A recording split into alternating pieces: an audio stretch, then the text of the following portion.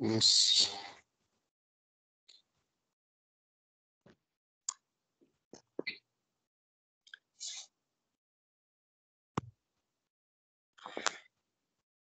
Okay, asitti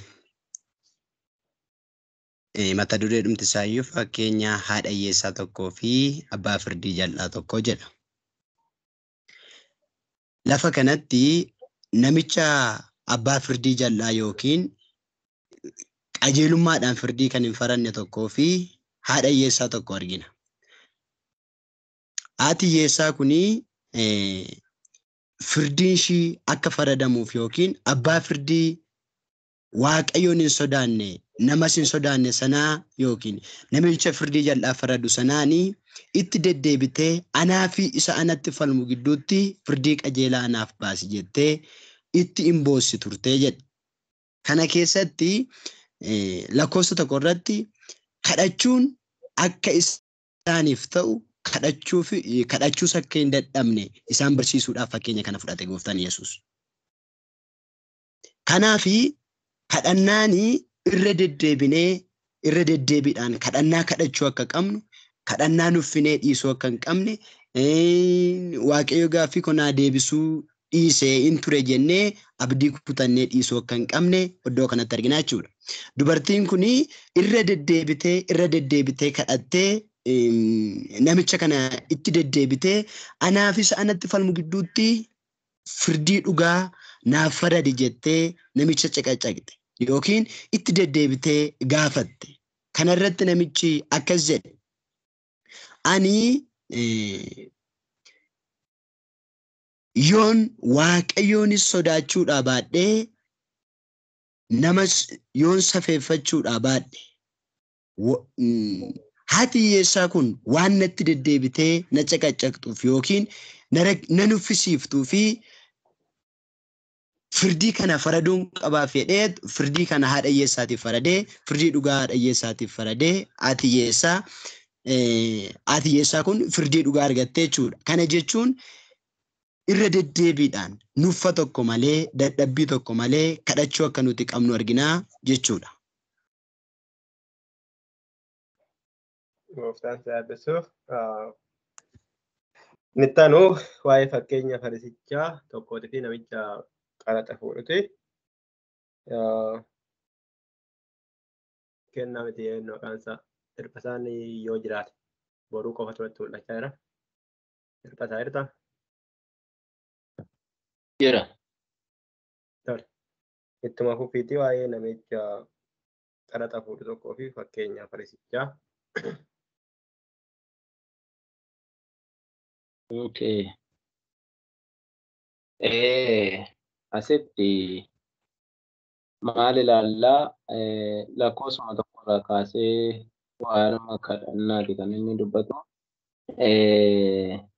Asitti immoo maal ilaallaa fakkeenya farisichaa fi nama qaraxa fuudhuudha. Isaan kuni wantoota lama ilaallaa asitti jechuudha. Maal ilaallaa isa jalqabaa farisichaa fi nama qaraxa fuudhu kan jedhu ilaallaa jechuudha. Farisichi maalidhaa? Namni qaraxa fuudhu maalidha?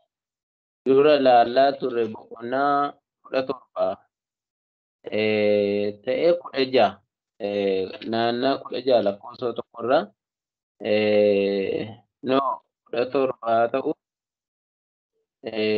isaan warra seeraan hin jiraanne akkasuma warra akka seeraatti hin jiraannee fi warri qaraxa fuudhan gara gooftaa dhufaniidha. Dubbii isaa dhaga'u gara gooftaa dhufaniidha. Achii warra akka farisootaa kun immoo isaanitti ka'anii warri farisoonni warra seera hordofanii jiraatan warra nuti qajeelota jedhanii ofii isaanii mataa isaanii akka qajeelummaatti ilaalanii fi nuti qulqulluudha warra jedhanidha. Namni qaraxa fuudhu kun immoo isaan keessaa warra akka cubbamaatti ilaalan namni qaraxa fuudhu akka cubbamaatti warra ilaalan namni kun sababa qaraxa fuudhuu fi cubbamaadha jedhanii warri farisootaa akka gadaantummaatti nama ilaalanidha. Isaan kana lamaantu gaaf tokko kadhannaadhaaf qophaa'e.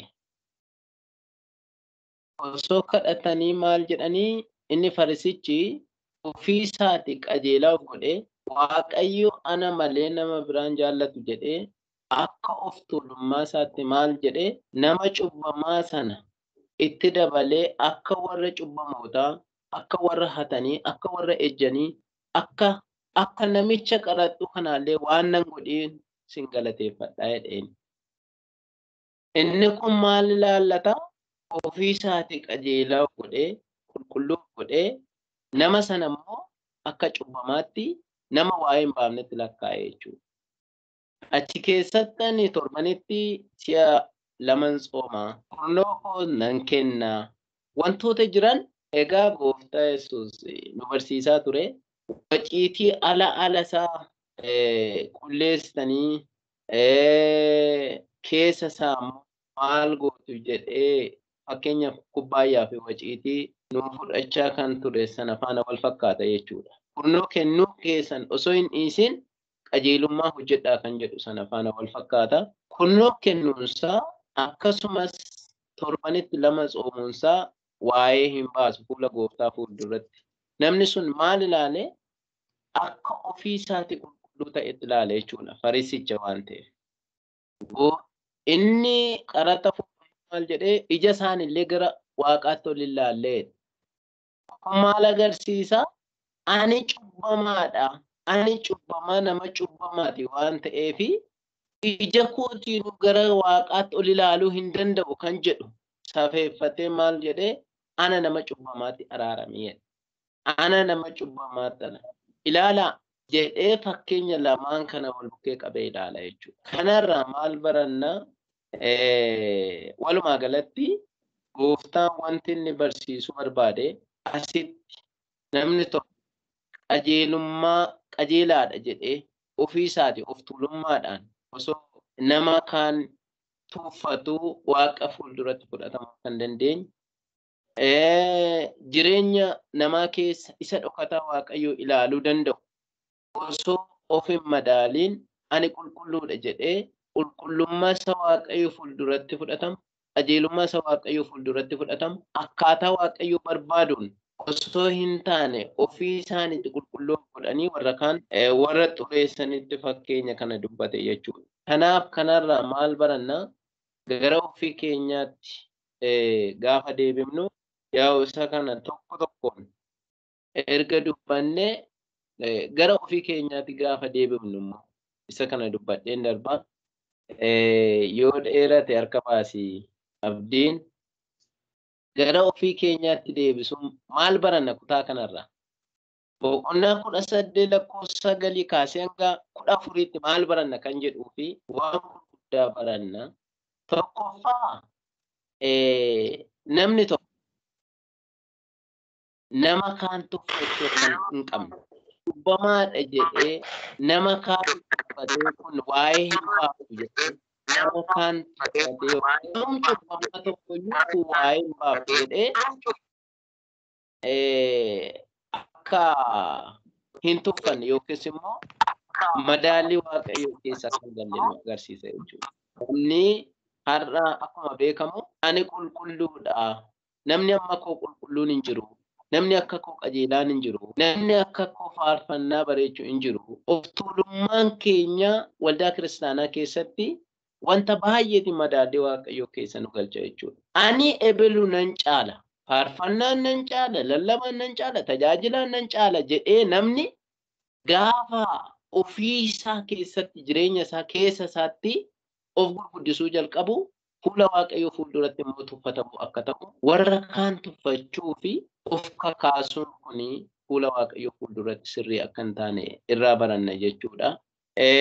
Isa hafe immoo fuulatti deebinaa isa dhageenye nuuf haa eebbisu. Ameen, ameen. Kadhata abbaa keenyaatiin kadhannee xumurraa kenna.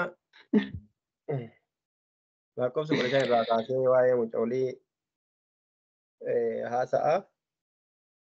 Waa'ee mucoolii isa haasa'u itti haasoftee yoo dandeesse waa'ee gaaffii sooressicha tokko isa jedhu itti nuuf uftaa daqiiqaa 5 qabda. Okay, baga nagaan gara argamaa haaraa waaqayyotti dhufanii gooftaan sinaa eebbisuu eebbifamaa. Galgala eebbifamaa kana dabarsee kan nu kenne gooftaan maqaan isaa eebbifamu. Tolee kutaa kanarraa kan hubannu Yesuus mucoolii gara isaatti gaafa dhaqanii bartoonni isaa immoo irraa ittisanii bartoonni isaa irraa ittisnaan dhiisaa gara koo dhufanidhee isaan simatee itti fufees immoo eenyullee akka mucoolii kana yoo ta'u baatee akka isaa kanatti yoo simachuu baatee mootummaa waaqayyootti hin galuu kan jedhu dubbatee wangeela Maatiyos boqonnaa 8 irratti illee akka mucooliin taatan yoo ta'e mootummaa waaqaa keessa qooda hin qabdan jedha. Akka mucoolii jechuun tokko sababii mucoolii ittisaniif seera qabaachuu danda'u badaa waan naa galii hin qabu. Kana gaafa hin jedhu mucoolii sun maaliif gara isaa dhaqanii isaanumaaf ittisan kan jedhu biraan darbaa. Haa ta'u malee mucoolii gaafa gara isaatti irraa ittisan isaa dhufanii jedhee simate jechuudha. Waaqayyo isaan simatee isaan immoo sababa godhatee dubbii dubbate qaba. Dubbiin inni dubbate kun immoo ergaa guddaa of keessaa qaba. Mucooliin tokko garaa dhiifamaa qabu. Garraamotaa waan godhan deebianii hin yaadatanii waan godhan itti dafanii dhiisu jechuudha. Amalli mucoolii amala garraamummaati. Wangeela Maatiyos keessattis kan jedhe akkasuma nama hundumatti madaqu. Mucooliin nama hundumatti madaqu garraamota. So kanaaf eenyullee akka mucoolii kana hin ta'u yoo ta'e garraamii hin ta'u yoo ta'e mootummaa waaqayyoo keessaa qooda hin qabu. Kana jechuun garaa qajeeloo qabu daa'imoonni mucooliini. So kanaaf kana dubbate jedhee yaadaa irraan darbaa. Kana jedhee ka'ee lakkoofsa 18 irratti immoo gurguddoota Yihuudootaa keessaa jedha. Akkasumatti dubbadhee darbaa. Sooressa tokkotu gara isaa dhaqee yaa barsiisaa gaarii mootummaa waaqayyootti galuuf maal gochuutu naaf ta'a jedhee gaafa inni dubbatee inni immoo seera Museedhaan kennamee abbaa ulfina kennii kan jedhu wantoota asirratti kaa'ame kana isaaf kaa'ee kan hundumaa mucummaa kootii kaasee godheera jennaan garuu waan tokko si hafee qabeenya qabdu hundumaa gurgurii warra deegadhaaf kennii na duuka bu'ii jennaan namichi mataa buuse. Sababni namichi mataa buusu namichi sooressa ture kanarraa kan ka'e dubbiin kun garaan geenye. Kanarratti Yesuus sooressa mootummaa waaqayyootti galuurraa gaalli qaawwaa limmoo keessa darbuu wayyaa jedheeni. Eenyutu mootummaa waaqayyootti galaree jennaani namaaf kan hin danda'amne waaqayyoof hin danda'ama jedhe. Kutaa kanarraa kan hubannu tokko namichi sooressa suni ani waan gaarii godheera waaqayyo na jaja kan jedhu sababeeffatee waan naqe fakkaata. Sababni isaa seera karaa Museedhaan kenname irratti mudoo hin qabu. Seera kanarratti waan mudoo hin qabneef hunduma isaa raawwadheera. Waa mootummaa waaqayyootti hin galta waan ittiin jedhu wayii waan itti fakkaate kanarraa akka hubannutti Yesuus garuu seera eeguu otoo hin taane hojii gaariin mootummaa waaqayyootti akka nama galchu kutaa kanarraa kan hubannu. Seera karaa Museedhaan kenname eeguu otoo hin taane hojii gaarii hojjechuu fi ofirra qabeenya isaaniirraa gooftaa jaallachuu kana si'a darbe barannee turre. Innis immoo ana duuka bu'uu kan barbaadu waa'ee ofiisaa dhiisee na duukaa bu'u. Anarra waan biraa kan jaallatu anaaf kan malee miti. Na duuka bu'uu kan barbaadu fannoo isaa baattatee na duukaa bu'u jedhee kutaa garaagaraa keessatti dubbata. Kanaaf egaa namichi kun qabeenya isaa maraafate gooftaarraa kanarratti immoo gooftaan kana dubbate namichi sun qabeenya isaa sana gurguruurra gooftaa dhiisuus filate jechuudha gabaabumatti. Gooftaa duuka qabeenya sana nan gurguree deebi'ee duuka bu'a hin jenneen. Gooftaa isaa sanarra qabeenya isaa sana gooftaa godhatee jechuudha.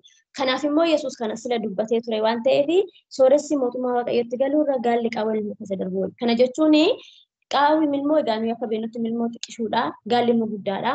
Kuni namaaf kan hin danda'amnedha. Waaqayyoof garuu hin danda'amu. Sooressonni garuu of gananii qabeenya isaanii gananii gooftaa duuka bu'uu hin danda'an. Isaan of jaallatu, horii jaallatu, gooftaarraa qabeenya isaanii jaallatu. Kun immoo farisoota.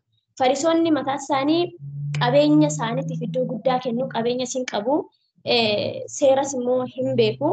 Kanaaf of tuultota beekna jedhu.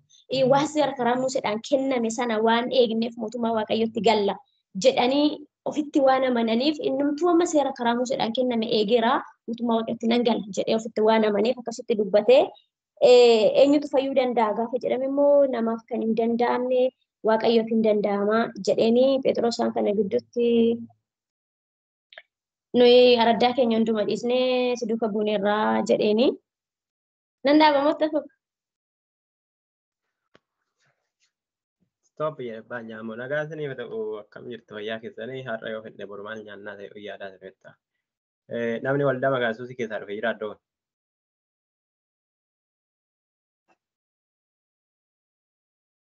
Waldaa makaana Yesuusii baakgiraawundi akkasii namni qabdan jirtu.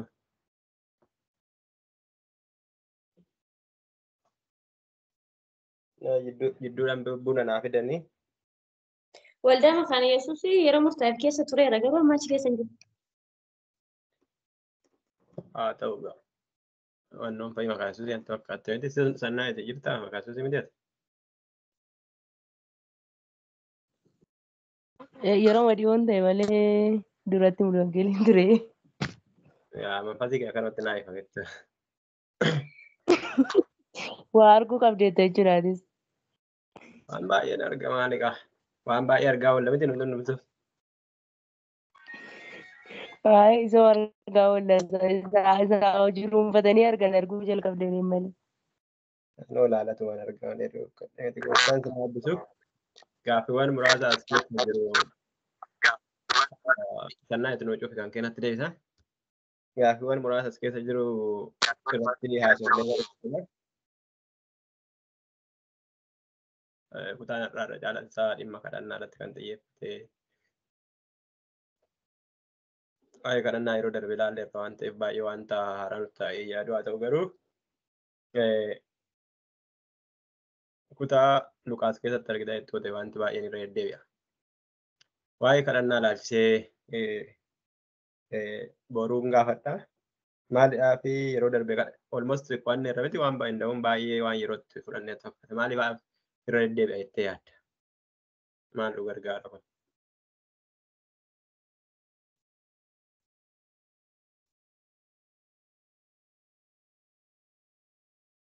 Kadhannaa irra deddeebi'anii kadhachuun.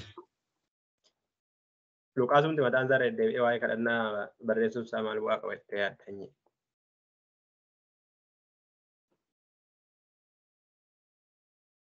Luqaas maaliif waa'ee kadhannaa irra deddeebi'ee barsiisa yookiis barreessaa kan jedhudha miti?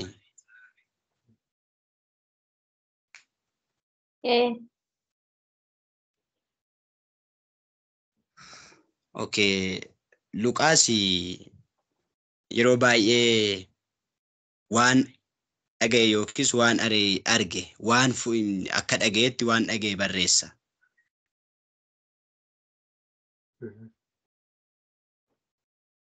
Iddoo garaagaraatti wantoota dhaga'e jechuun wantoota macaafa kana keessaa ta'e wangeelota keessaa baay'een isaa wal fakkaata. Luqaas, Maatiyoosii fi Maariqoos wal fakkaata. Badaa walirraa faallaan ta'u jechuudha. Waanuma wal fakkaatu argina. Wangeelota kana sadan keessatti adda kan ta'ullee wangeela Yohaannisidha. Luqaas boqonnaa 18 waa'ee fakkeenya dubartii kanaa fi abbaa firdii kanaa macaafota biraa keessatti argachuu dandeenya. Wantoota kana fakkaatu fakkeenyaaf waa'ee dubartii kanaa gara biraatti ani hin argine. Namni arge jira.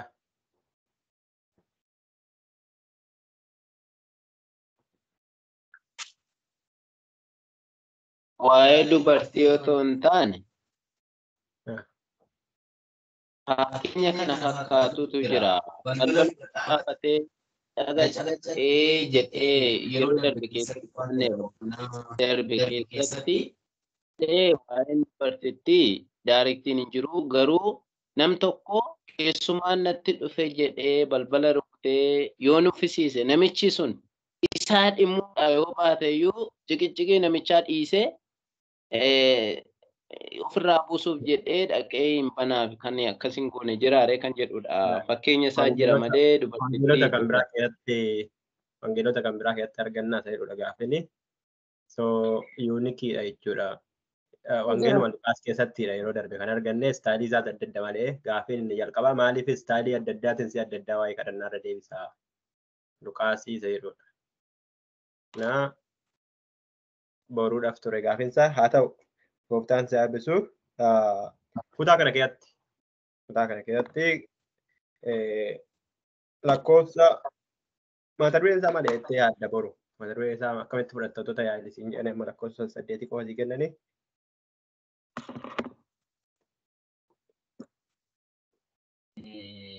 Mata dureen isaa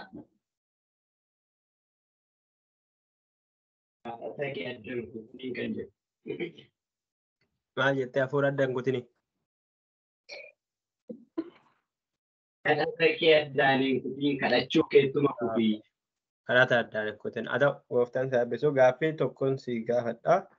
Amma kadhataa kana kutaa kanatti jalqabarraman jedhaa irra deebi'anii akka kadhachuu danda'anii fi kadhachuu akka hin dadhabne yeroo hundumaa kadhachuun akka isaaniif ta'u jedha. Fakkeenyaaf har'a waa'ee harree kadhadhee waa'een harree deebii hin arganne yoo ta'e borus waa'ee harree sanaa yeroon kadhadhu.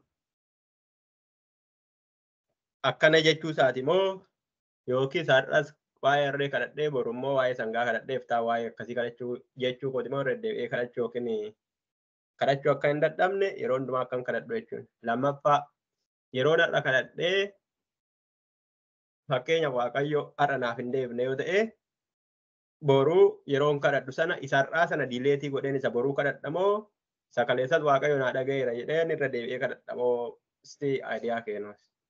Amma isaan kaleessa kadhadhe yeroo tokko yeroon boru kadhadhu mata duree wal fakkaataa kadhadha yoo ta'e isa kaleessaa waaqayyo na dhageenye jedheen irra deebi'ee haaraa kadhadhamoo isum kaleessaa sanatti dabaleen isuma irra deebi'ee jabeesseetti kadhadhamoo yookiin isa dhiiseen kan biraa haaraa kadhadhaa. Tilmaama gootaa keetii kenna. Okay. Amma akkuma kutaa kanaatti yoo ilaallu dubartiin kuni wanti ishiin irra deddeebitee kadhatte kadhata mata kadhataa jijjiirtee toon taane kan ishiin irratti kadhatte namicha firdii jalaa faradu sanaa fi namicha ishiidhaan falmu yookiin nama ishii wajjin falmitu sana gidduutti abbaa miti firdii dhugaa naaf faradi firdii dhugaa akka nuuf faradu jettee dubartiin suni namicha firdii jalaa faradu sana gidduu itti deddeebitee gaafatte caqacaqxe. Kana jechuun dubartiin kun kadhata ishii jijjiirte yookiis kadhata mata duree kadhata ishii jijjiirte toon taane wanti sun hamma dhugaa isaa argattutti itti deddeebitee caqacaqxe namicha. Kanaafi kadhata yeroo darbe ilaallee ture natti fakkaata ta'ee keessatti xiqsiidhaan dubbanne ta'ee yaadadhu YouTube irraan dhaga'ee natti fakkaata kadhannaan keessan waan isin irra deddeebitanii jechuun waa'ee harree fakkeenya fudhanne waa'ee harree kadhanna yoo ta'e hamma waggaa kanaatti waa'ee harree kadhachaa hafnaa jechuu miti.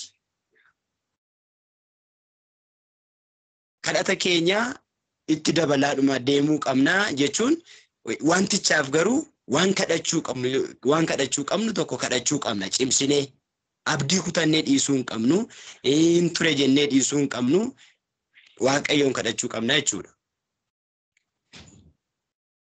Gooftaan silaa eebbisu.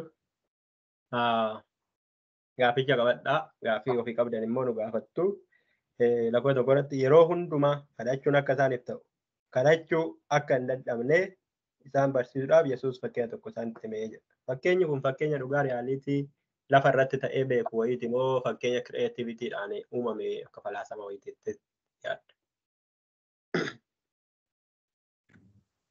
Okay, fakkeenyi gooftaan fudhate kun fakkeenya qabatamaadha moo lafaa kaasee kan gooftaan Yesuus ittiin fakkeenya fudhatedha jechuudha miti gaaffichi? Yaa sitti akkasitti fakkaatu.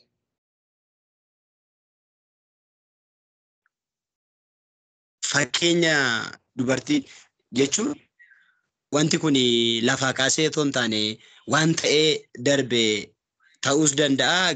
Ragaa qabatamaa isaas fakkeenya tokko isaanitti himee jedha. Fakkeenyi isaanitti hime kuni tarii lafaa kaasee ittiin hubachiisuuf ittiin barsiisuuf ta'uu danda'a. Tarii immoo waan qabatamaa lafa jiru ta'uu danda'a. Gaaffiin itti aanu waliigala akka lakkoofsa boqonnaa 8 nu ibsetti garaagarummaan waaqayyoo fi namicha kana gidduu jiru abbaa firdii gidduu jiru walitti dhufeenyi abbaa firdii fi waaqayyoo gidduu jiru yookiin immoo dubartii sana gidduu jiru nu ibsitaa jechuudha. Poozishinii dubartii, poozishinii abbaa sanaa fi poozishinii waaqayyoo jechuudha. Gahee isaanii amala isaanii. Okay. Namichi kuni firdii jal'aa nama faradu yookiin nama akka fakkeenyaa fi akka nama gubboodhaan deemu waan akkasiiti natti fakkaata. jechuun nama firdii jal'aa faradu jechuun dhugaa irratti hundaa'ee otoo hin taane namoota ilaaluudhaan namoota qabeenya qaban kana gubboo kennuufi danda'an wantoota garaagaraatiin bu'aa irraa argachuu danda'u. Isaan kana irratti firdii warra akkasiitii faraduu irratti xiyyeeffata jedhee yaada. Dubartiin kun immoo dubartii fakkeenyaaf amma yoo nuti ofii keenyatti yoo firoomsine yeroo hundumaa kadhachuu akka qabnu kadhachuus akka hin dadhabne akkuma lakkoofsa tokko irratti jedhu waa'ee nama qaama kadhatu bakka bu'aa jechuudha. Wal fakkeenyaa fi Waaqayyoo fi namicha kanaa maalidha isa jedhuuf immoo Waaqayyoo yeroo hundumaa kadhachuu akka qabnu kadhachuus akka hin dadhabne kadhachuu irra deddeebine yookiin itti fufnee kadhata keenya itti fufnee Waaqayyoon kadhachuudhaan immoo fuula Waaqayyootti bu'a qabeessaa akka taanu. Fakkeenyaaf lakkoofsa 8 irratti natti fakkaata. Ani isinittan himaa lakkoofsa 7 irratti Waaqayyo immoo warra isaaf fo'amanii guyyaa fi halkan gara isaatti iyyaniif dhugaa isaaniin baasuu fiiree yookiis lafa irra duraa harkisaaree jedhee dubbata. Kana jechuun yeroo hundumaa fuula Waaqayyootti yoo deddeebinee nuffa malee dadhabbii tokko malee fuula Waaqayyoo deddeebinee Waaqayyoon yoo kadhanne Waaqayyoo kadhata keenyaaf deebii fida jechuudha. Gooftaan sana eebbisuuf gaaffii asirratti adda namni qabu gaaffii dabalataa. Gaaffiin ani qabu lakkoofsa 8 irra isa jiru kana jechuudha. Lakkoofsa 8 irra kan jiru ani isinittan himaa dafee dhugaa hin baasaa fi haa ta'u iyyuu malee ilmi namaa yemmuu dhufu isa jedhu jechuudha. Gaaffii 8ffaa kana maal jechuu isaati kan jedhu jechuudha. Ilmi namaa yeroo dhufu nama amantii yookiin immoo amantii tokkollee argataa laata jedha. Kutaa biraatti yookiin immoo amantii lafa irratti argataa laata. Inni jedhu kuni haa jechuudha. Amantiitu lafarraa badamoo nama amantiitu badamoo soo akkas yoo ta'e immoo eenyutu fayyaa ta'e waan akkasii wal qabatanitti fakkaate gaaffii baay'ee guddaadha. Okay. Gaaffii biraa. Nuti hundumtuu sakaleessaa sodaannee gaggannee baqannee banna ta'uun. Sakaleessaa argitaa jettu miti? Yaa isaaf jecha rakkoodha. Eshi gaaffii kan biraa jira yoo jiraanne ta'ee boruu waan jettu yoo qabaatte jettee yoo waan jettu qabaachuu baatte immoo Waaqayyotti daraasi kennine. Okay, lafa kanatti yeroo baay'ee iddoo garaagaraatti yeroo lallaban namoonni barsiisanii nama faa lafarratti argataa laata nama amantii amantiidhuma amantootuma kan jedhame nama tokkoyyuu argadhaa laata jedhe gooftaan Yesuus jedhanii lallabu. Asitti garuu isa jechuu miti. Nama amantii lafarratti argataa laata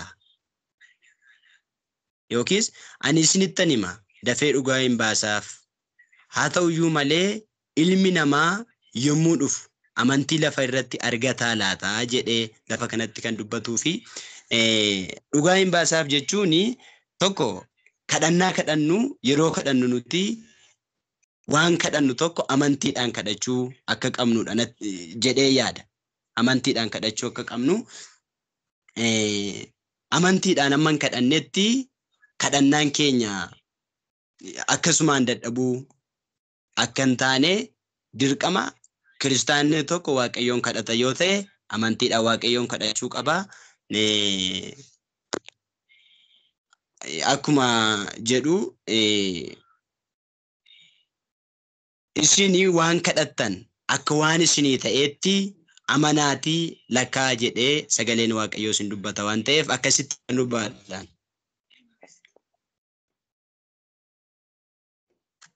Waa'ee dhufaatii gooftaa Yesuusii wajjin wal qabsiisee waa'ee isa torban hin jedha kaleessa barannee hojii wal qabsiisee Namni asitti deebii dabaluu danda'udha.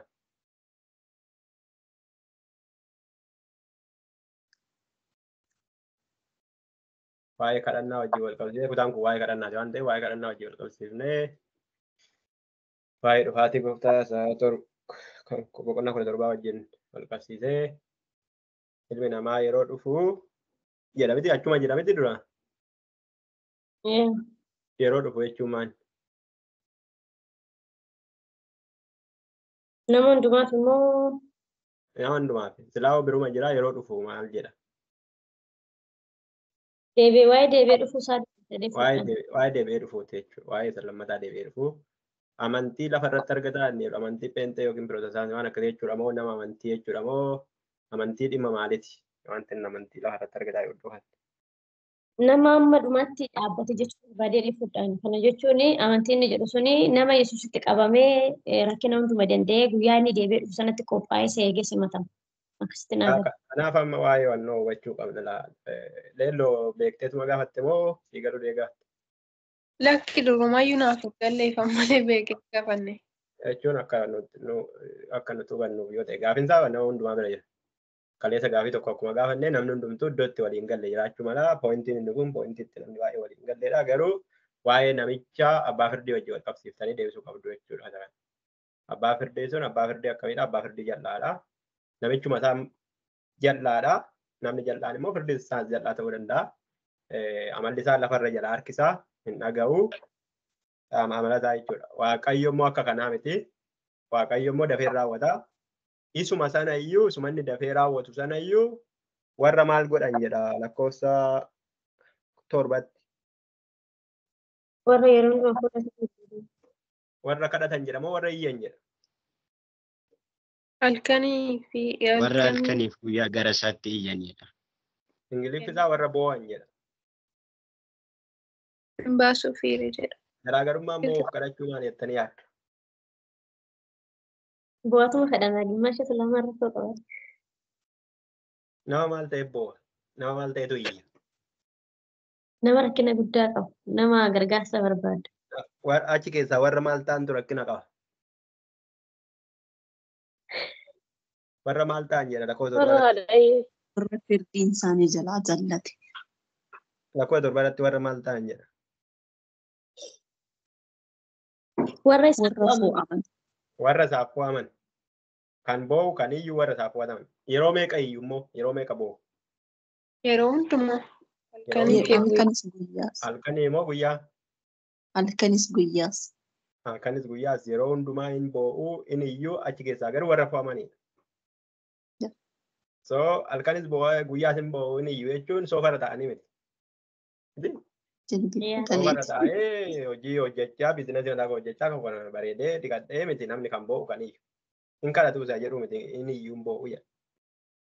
Na boqonnaa gosa torbatti ilaalleerra miti isa kana maaltu akka isaan boochisu maaltu akka isaan iyyisiisu maaltu akka amantii isaanii keessaa fixu maaltu akka barbaadanii na barbaaddu garuu hin argattan jedhe miti.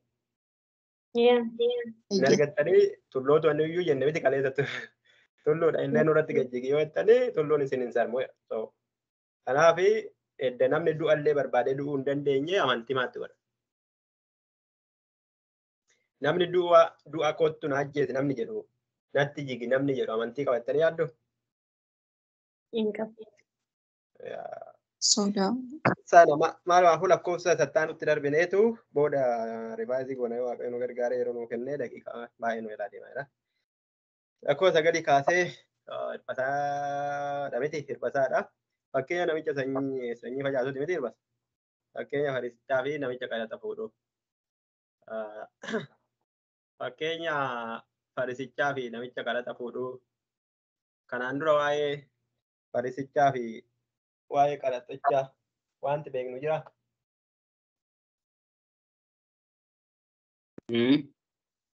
Waa'ee kadhattuu fi waa'ee farisootaa wanti beeknu jira kanaan dura. Kaasirritti beenna malee. Kaasirritti beenna jechuudha. Isa kana irratti gaafii ittiin baay'isinaa jechuu barbaadetan hirbasaa waan akkana barbaadu. Sirriitti beennaa amma immoo fakkeenya kana macaafota biraa wangeelota biraa keessatti arganna.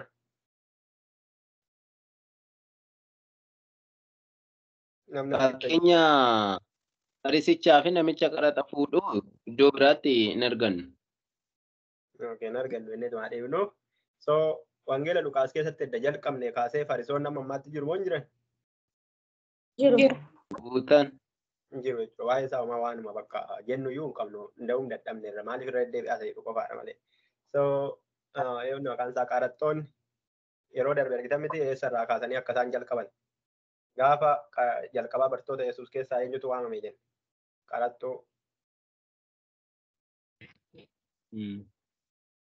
Leewwii. Leewwiidha inni miti leewwiin eenyu jedhee mana isaatti qopheessee qaraxxoonni akka isaatii dhufanii sana booda sarpiraayizii ta'anii Yesuus kana booda mana qaraxxootaa dhaquu waan jalqabee fi hunda'uun yeroo darbe immoo baay'atanii akka jirutti isaan bakka iddoo jiranii wal guuranii dhufanii isa hordofu turanii yeroo hundumaa immoo farisoonni isa duukaa deemanii jarri kun warruma akkanaa kana wajjin warra cubbamoota fi qaraxxoo warra akka seeratti hidhachuu hin dandeenye wajjin nyaataa wajjin dhugaa firasaa wajjin godhataa bartoota fa'itti gungumuu waan isaan jenne hin jiru jechuudha. Kanaadha jara kana lamaan amma immoo kompeerii waliin godhe jechuudha. Kunis fakkeenya. Fakkeenyi kun qabatamaadha moo kireetii waan ta'e wayii jettee yaadda seenaa dhugaadha moo kireetii ta'e jettee yaadda?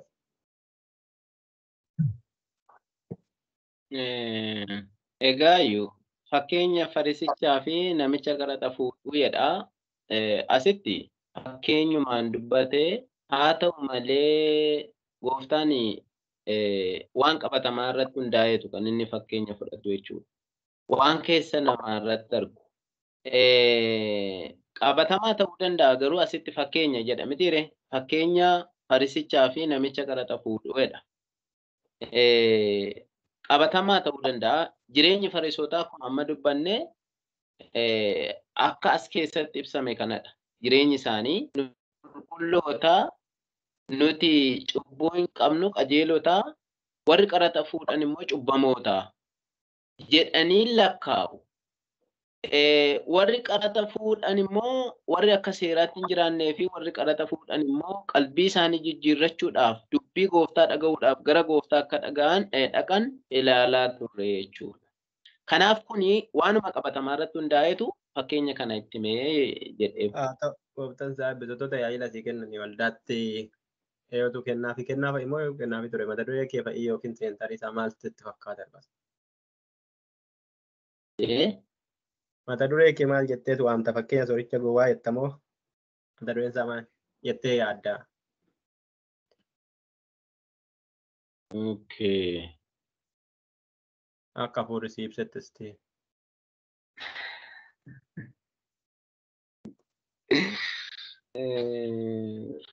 Egaa iyyuu mata duree ammoo akka bakakkaa baasuu illee badaa yooni dibbiinsa qabaachuu baadhe akka mata duree kanaatti yookiin immoo akka kutaa kanaatti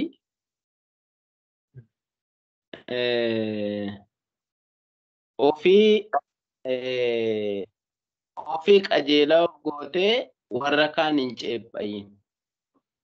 Ofii qajeelaa gootee warra kaan hin ceephayin sararame qayyoo. Internationally diraamaa hirkoo tokko argitaniittu namaatiif namatti quba hin qabin. Haa ta'u gooftaan sin eebbisu. So kutaan kun wannoon isaa waa'ee kadhannaati waan ta'eef waa'ee kadhannaa keessaa bahuu qabdanii nutis jechuun hundi keenya waa'ee kadhannaa keessaa bahuu. Sababni isaa quba hin qabiyyoo hin jedhee hin jedhin hin jechuu hin danda'ani garuu kutaa biraati sitti fidachuu walitti fidachuu dandeessa. Aayidiyaan isaa waa'ee kadhannaati waan ta'eef mata duree bilbiltee gaafatte.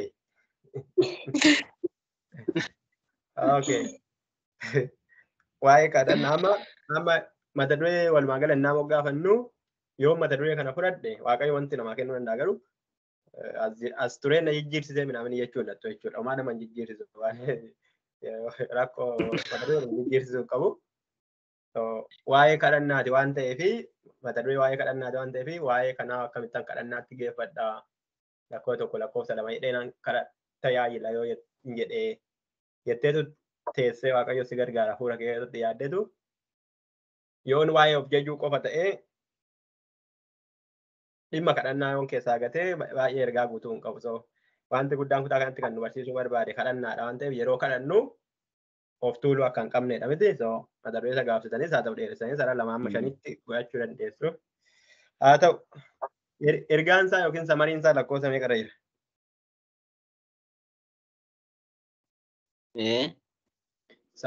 Samariin isaa lakkoofsa meeqa irra jira jettee akkata jirra? Lakkoofsa 14 irra jira. Egaa isinittan himaa kan ol qabu hundinuu gad hin deebifama kan gad of deebisu immoo oliin qabamaa jedhee. Kanaafuu lakkoofsa 14 fi lakkoofsa 9 irraa kaastee fudhachuu dandeessa jechuudha. Lakkoofsi 9 kaayyoon Yesuus waa'ee kanaa dubbateef warra qajeelummaa ofii isaanii qajeelota ofiin jedhan. Yeroo darbanii qajeelota waamuudhaaf hin dhufne jedhe miti. Nuti maal jennee eegnee ani qajeelota waamuudhaaf hin dhufne jechuun jarri sun qajeelota ta'anii otoo hin ta'in ofiidhaaf qajeelota ofiin jedhu jedha. So har'a isaaniif fakkeenya fudhate jechuudha. Kanaaf ani qajeeladha ofiin jechuun nurra akka hin jiraanne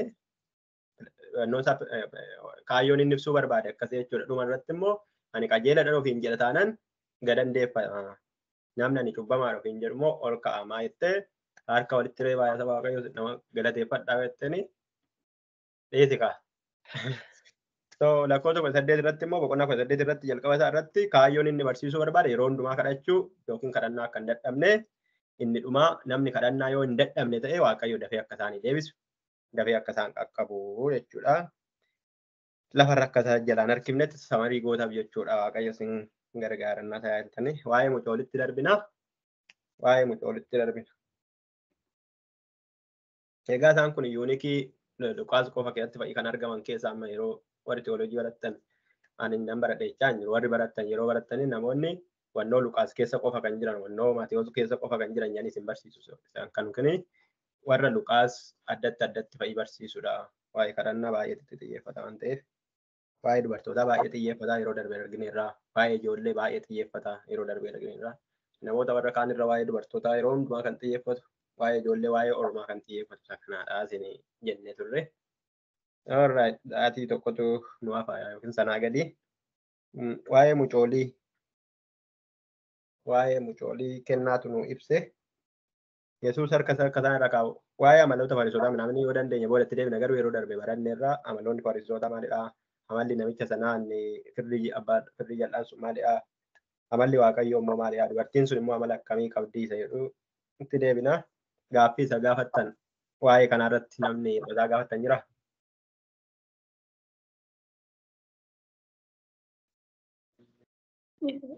Waa'ee Fariisotaa bakka amma mataa nu ga'utti Waaqayyo nu gargaara. So waa'ee mucoolii Maatewos boqonnaa 19 irra jira jedha. Maarikoos boqonnaa 10 irra jira jedha. Kitaabota kan biraa keessa ilaalachuu dandeenya.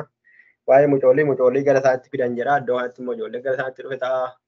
Iddoo kanatti bifa addaatiin barreeffame ta'a. Iddoo kanatti garuu mucoolii namoonni gara isaatti fidanii namoonni kan fidaniif harka irraa kaa'uudhaaf jedha.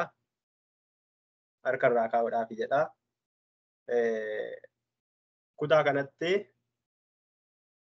namoonni gara isaatti kan fidaniif Yesuus akka Waaqayyootti harka irra kaa'ee kadhatee fi mootummaa Waaqayyoo galuu dandeessi jedhaniiti moo maal yaadanis itti fakkaata? Kennaa.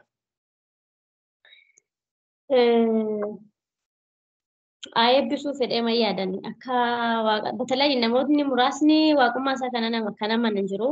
Masii ta'uusaa akka isaan immoo hin amanne dhibbatti macaafni waan kaa'in qabu waan ta'eef kana jechuu hin danda'u. Garuu akka nutti fakkaatutti akka inni isaan eebbisuuf kanaan dura iddoo amma dubbatte Maarqoos akkasuma Maatewos 18 irratti illee ijoolleetti fakkeessee barsiise. Eenyullee akka ijoollee kanaan ta'u yoo ta'e mootummaa waaqatti hin galu jedhee waan barsiisee fi tarii kanaan sababeeffatanii yookaan immoo akka inni isaan eebbisu yookaan immoo maal jedhaa laataadhaafis fiduu danda'u. Garuu gara isaatti geessanii bartoonni immoo isaan ittisan jedha. Inni immoo dhiisaa jedhee isaan itti aareedha. Kutaa biraa keessatti bartoota itti aaree jedha. Akkasitti illee aaree yoo jechuu baate sana booddee immoo inni gara isaanitti fidee eenyullee akka mucaa kanaan ta'u yoo ta'e mootummaa waaqatti galuu hin danda'u jedhee. Kana jechuun mucoolii Yesuus iddoo garaagaraatti waa'ee mootummaa waaqayyoo fakkeenya isaaniitti fudhate. Daa'imni amala daa'ima dubbadheera silaa daa'imni tokko nama simatti nama hundumatti madaqxii garraamiidha. Garaa keessatti waan qabatanii namni mootummaa Waaqayyootti galuu qabu tokkos nama garraamii nama hundi wajjin nagaa buusu ta'uu akka qabu kutaa kanarraa hubannaa. So, okay. So, waa'ee daa'imaa kaastee yaa'u daa'ima qabda waan ta'eef sirriitti hubatta. Daa'imni nama hundumaatti madaqxeetti ama fakkeef daa'ima koo otoon sitti kennee amma daa'imni waati bareedduudha. Ani gurraachaa otoon daa'ima koo sitti kennee tole jettee sitti dhufti. Simatti.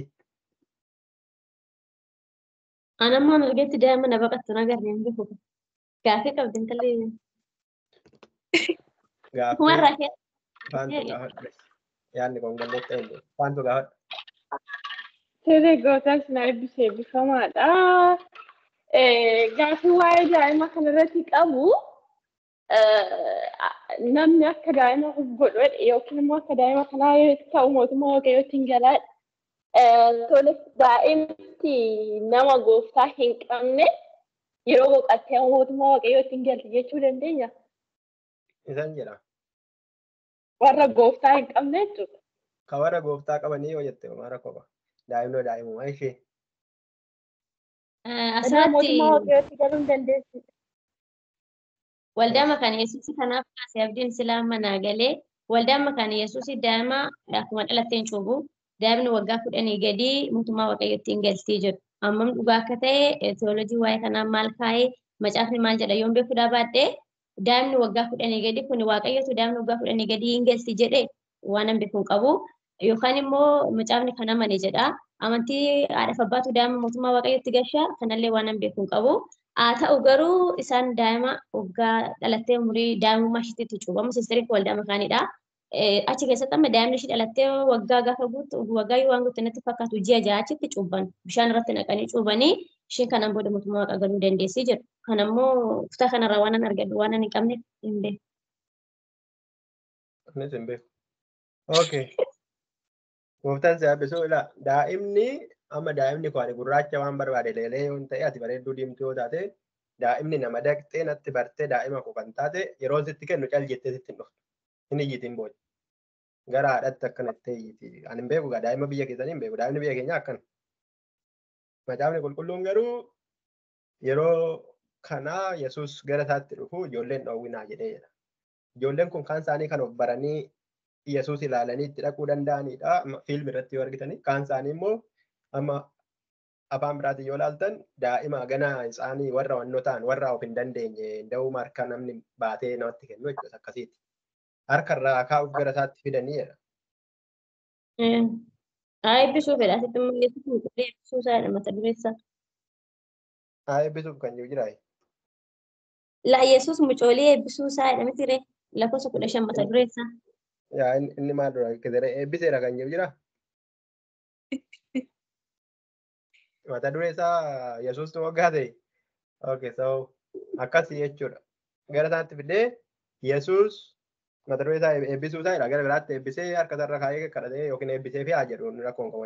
Isinitti kennina xiksiin gara biraatti mul'isaa adda addatti barreeffame. Garuu hin cuuphee hin jedhu. Ijoolleen kun mootummaa Waaqayyootti galuu hin jenna. Akka ijoolleen kun simatanitti jedhe lakkoofsa meeqarra jira. Kutaa gara biraa dhaqaa ilaala. Eenyullee mootummaa Waaqayyoo akka mucaan simattutti kan hin simannee jedha. Mootummaa Waaqayyootu mucaa simataa qofa otoo hin ta'in mucaan akka mootummaa Waaqayyoo simattutti jedha. Kennaan ibsuudhaaf yaaltetti amaloota ijoollee haa ta'u malee amala sana qabaanneedha mootummaa Waaqayyoo galuu dandeenyadha gaafe.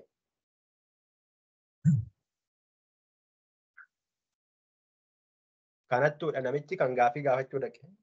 Indee akka ijoollee ta'uun qaba yoo ta'e namichi Niqoodimoos yaadattu waan inni jedhu. Lammaffaan dhaladhaaree garaatti deebi'e.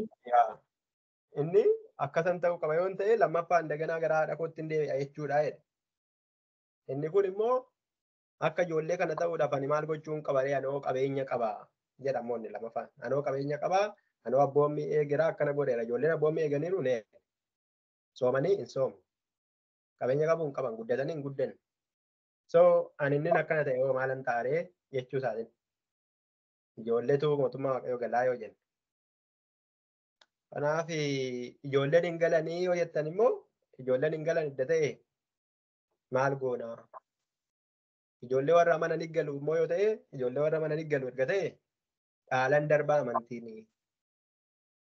Ijoollee warra amannee galu erga ta'e immoo hin galu moo hin galanii hin galan yoo ta'e ijoollee doon beekanii namananii wangeelatti lallabdee yoo lakkiin hin seennu hin jenne. Asirratti wanti xiqqoo naayifu yoo jiraate jechuudha keessumaa kotti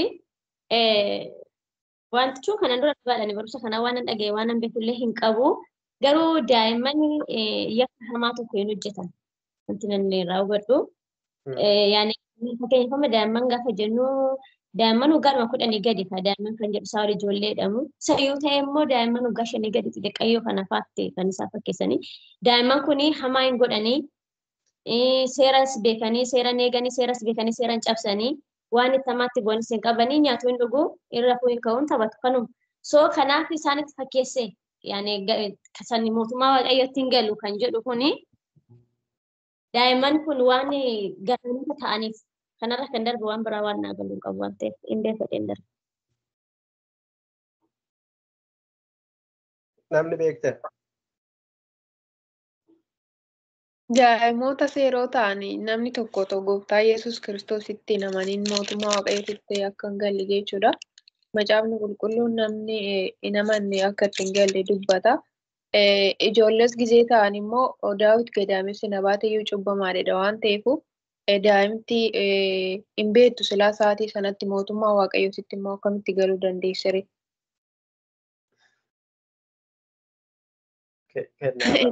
Hin qoramte kennaa gufachuun kennu laata. Marti kan amaneef jedha. Kan immoo itti deebi'ee immoo kan amanee jedha malee kan osootiin amaniin kan cuubbame hin jedhu jechuudha. Ani akka yaada kootiitti daa'imti mootummaa waaqayyootti galuun hin danda'amu jedha. Sababni isaa yoo ta'u amaniin Yesuus Kiristoositti namni tokko mootummaa waaqayyootti galuu akka hin dandeenye macaafni nutti ibsa. Iddoo biraattis jechuudha. Sannaa isa akkamii waan argatte? Fakkeenyaaf amma ijoolleen daa'imti namoota cubbuu sila waa'ee maqaan Yesuusii kaastee turte natti fakkaata. Daa'imti tokko fakkeenyaaf dhalattee waa'ee cubbuu dhaalaan dhufuu kanarra gara sanatu iyyuu tun nagin dhalattee gochaa hamaa godhamuu fi hin godhamne adda baafattee waan beektu hin qabdu. Akka jechuun daa'imti kuni akkuma dhalatte yoo duute mootummaa waaqayyoo hin dhabdi hin jedhu. Sababni isaa mucaan kun dhuftee kaatee waa murteessuu hin dandeenye amma fakkeenyaaf. Namni tokko erga waasaa galee booddee murteessee gara amantii dhufa waan ta'eef. Kanaaf daa'immoonni mootummaa waaqayyoo hin dhabanii hin jedhan akka kootti.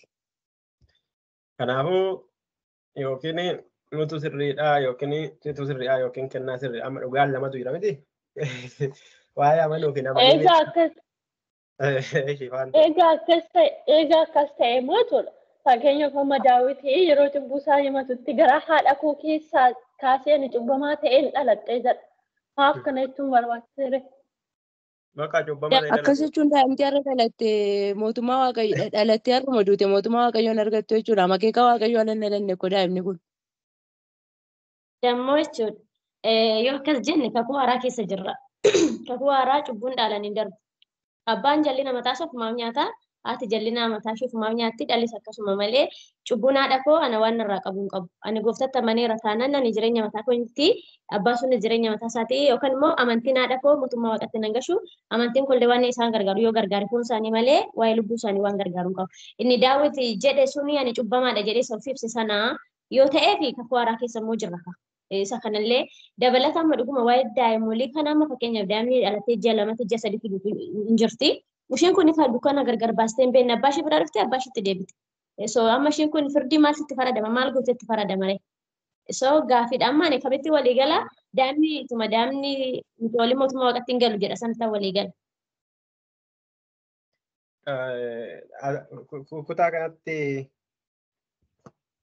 Kutaa kanatti mootummaa waaqayyoo dhuguma isheetti maa eenyullee mootummaa waaqayyoo akka mucaan simatutti kan hin simanne ittiin galu.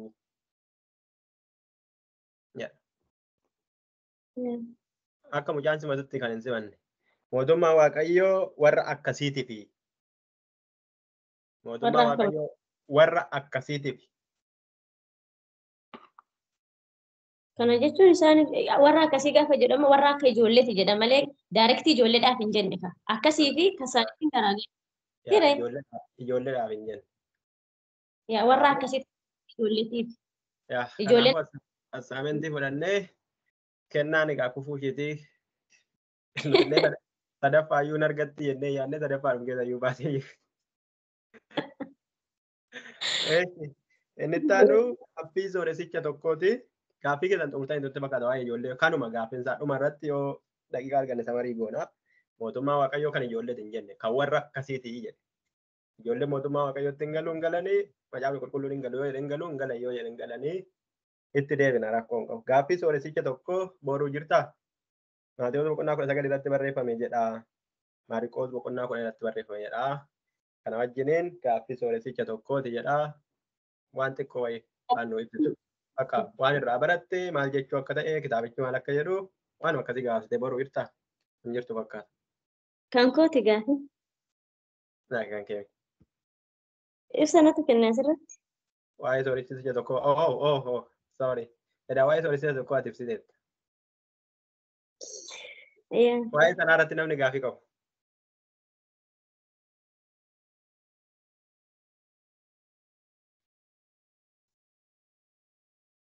Gurguddoota Yihuudootaa keessaa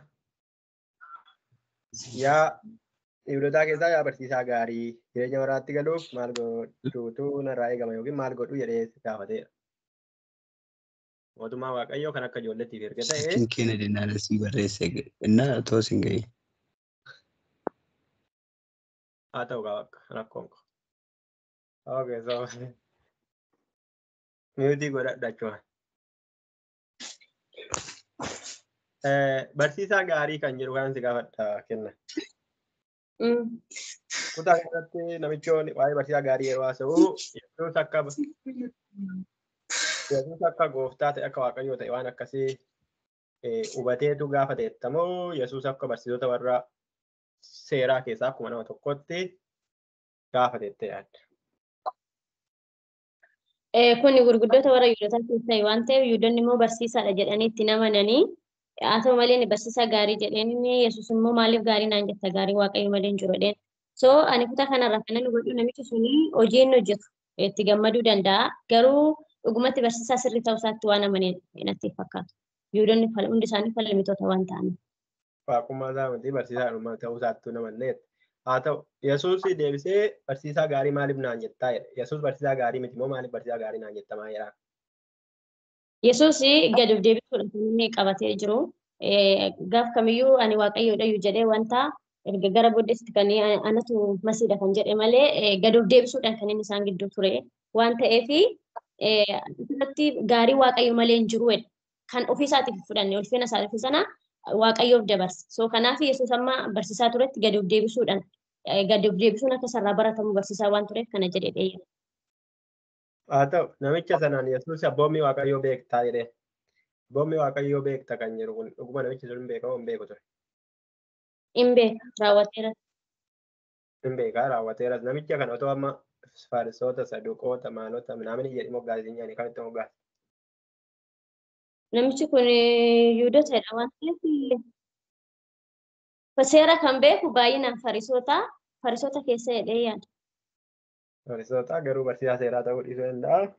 Gurguddoota namichi kun wannoon isaa nama akkamiiti jettee yaadda namicha kana? Akka achirratti barreeffame keessaa nama akkamiiti jettee yaadda? Maasaa bifa isaa moo eenyummaa isaa? Waa'eedhuma namicha kanaa xiqqoo amala isaa maaloo waan inni godhurraa kaastee?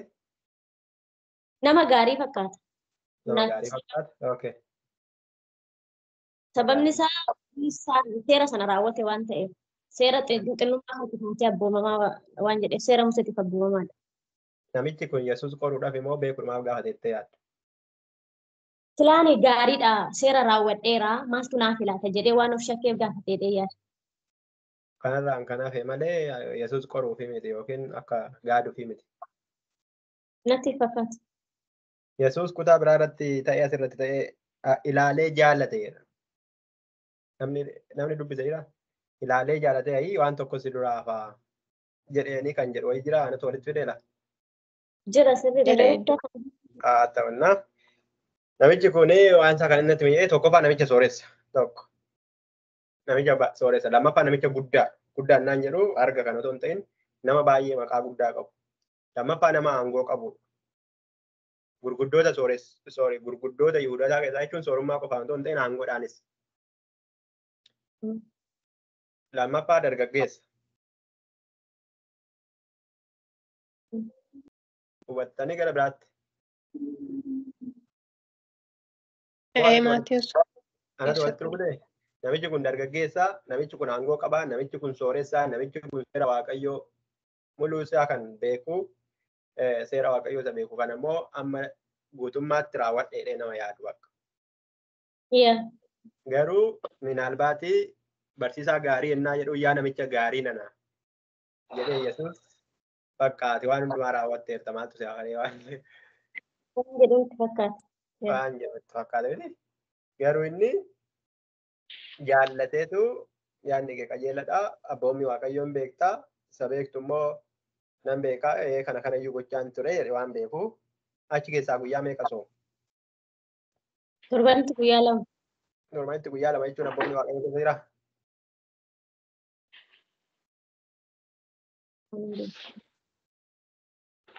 Tarii ta'uu danda'a seera kakuma garuu waan yaada. Okay, torbanitti guyyaa lama kurnoo. Kurnoon jira seera sana. Garuu abboommi kurnan keessa jira.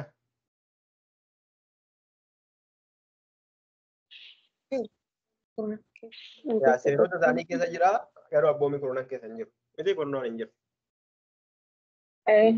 Soomi seerota isaanii keessa jira garuu abboommi kurnan keessa hin jiru. Soomi kan jiru jira hin jiru. Hin jiru. Ani beeku amajaawwan kan kootee akka kanatti akka kanaadha kana hundumaa eegennaa waa'ee qabeenyaa ittiin dheengadda waa'ee qabeenyaa argitamti namicha sooressa tokkoo fi eenyuun tokko. Deegaa Alaazar. Alaazar nama jedhamu deegaa jennee qo'annaa turre jechuudha. Inni kun waa'ee mootummaa waaqayyootis waa'ee qabeenyaatis. So namichi sun mootummaa waaqayyoo keessatti akkam akka inni ta'e Alaazar akkam akka inni ta'e qo'anneerra jechuudha. Asitti immoo dhufee gaafuma waa'ee qabeenyaatti mee dhaqitti deegdotaa fi riitii kennii jedhu namichi maal godhe? Bifa jijjiirra. Akka. Sababni isaa inni qabeenya eenyummaa isaa jaallatu gooftaa caala of ganee gooftaa duuka bu'uun filanne. Yesuus immoo kanan dura sila san dubbadde aanna caala waan biraa kan jaallatu anaaf kan malee miti dhaqtaa biraa keessatti. Kanaafuu seera hundumaa raawwadheera jechaa garuu obbolootaaf qabeenya kennuun baay'ee ulfaata jechuudha. Yeroo darbe immoo seera hundumaa caala immoo kan caalu obbolootaa fi qabeenya kennuudha. Gooftaan sinaa eebbisu. Kanaaf gadda namichaa yeroo argee gaaffii inni guddaan as jiru gaa baay'ee rakkisaadha mootummaa waaqayyootti sooressa galuun jedheetu sooressi mootummaa waaqayyootti galuu irraa asuma jedhamu gara biraa jira. Gaalli qaama tokko keessa bahutu salphataa jedhee. Kanaafuu gaaffiin nuti itti qabnu gaallis qaama ilmoo keessa bahuu hin danda'u sooressis mootummaa waaqayyoo galuu hin danda'u. Kennaadha. Maal jettire? Garuu asirratti dubbatee namaaf hin danda'amne kun waaqayyoof hin danda'amu. Namni garuu waanuma isaaf danda'amu iyyuu gochuu hin danda'u jechuudha karaa biraan.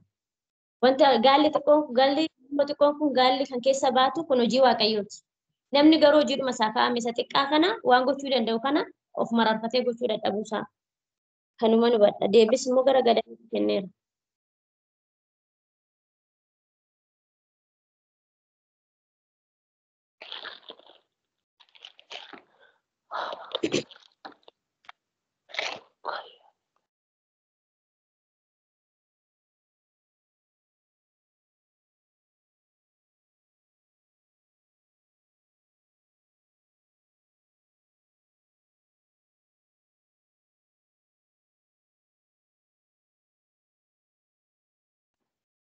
Alright, okay. Eebbifamee yeroo darbe hirbataa waan tokko tuqee ture. maa irratti akka inni ibse yaadadhu. Gaalli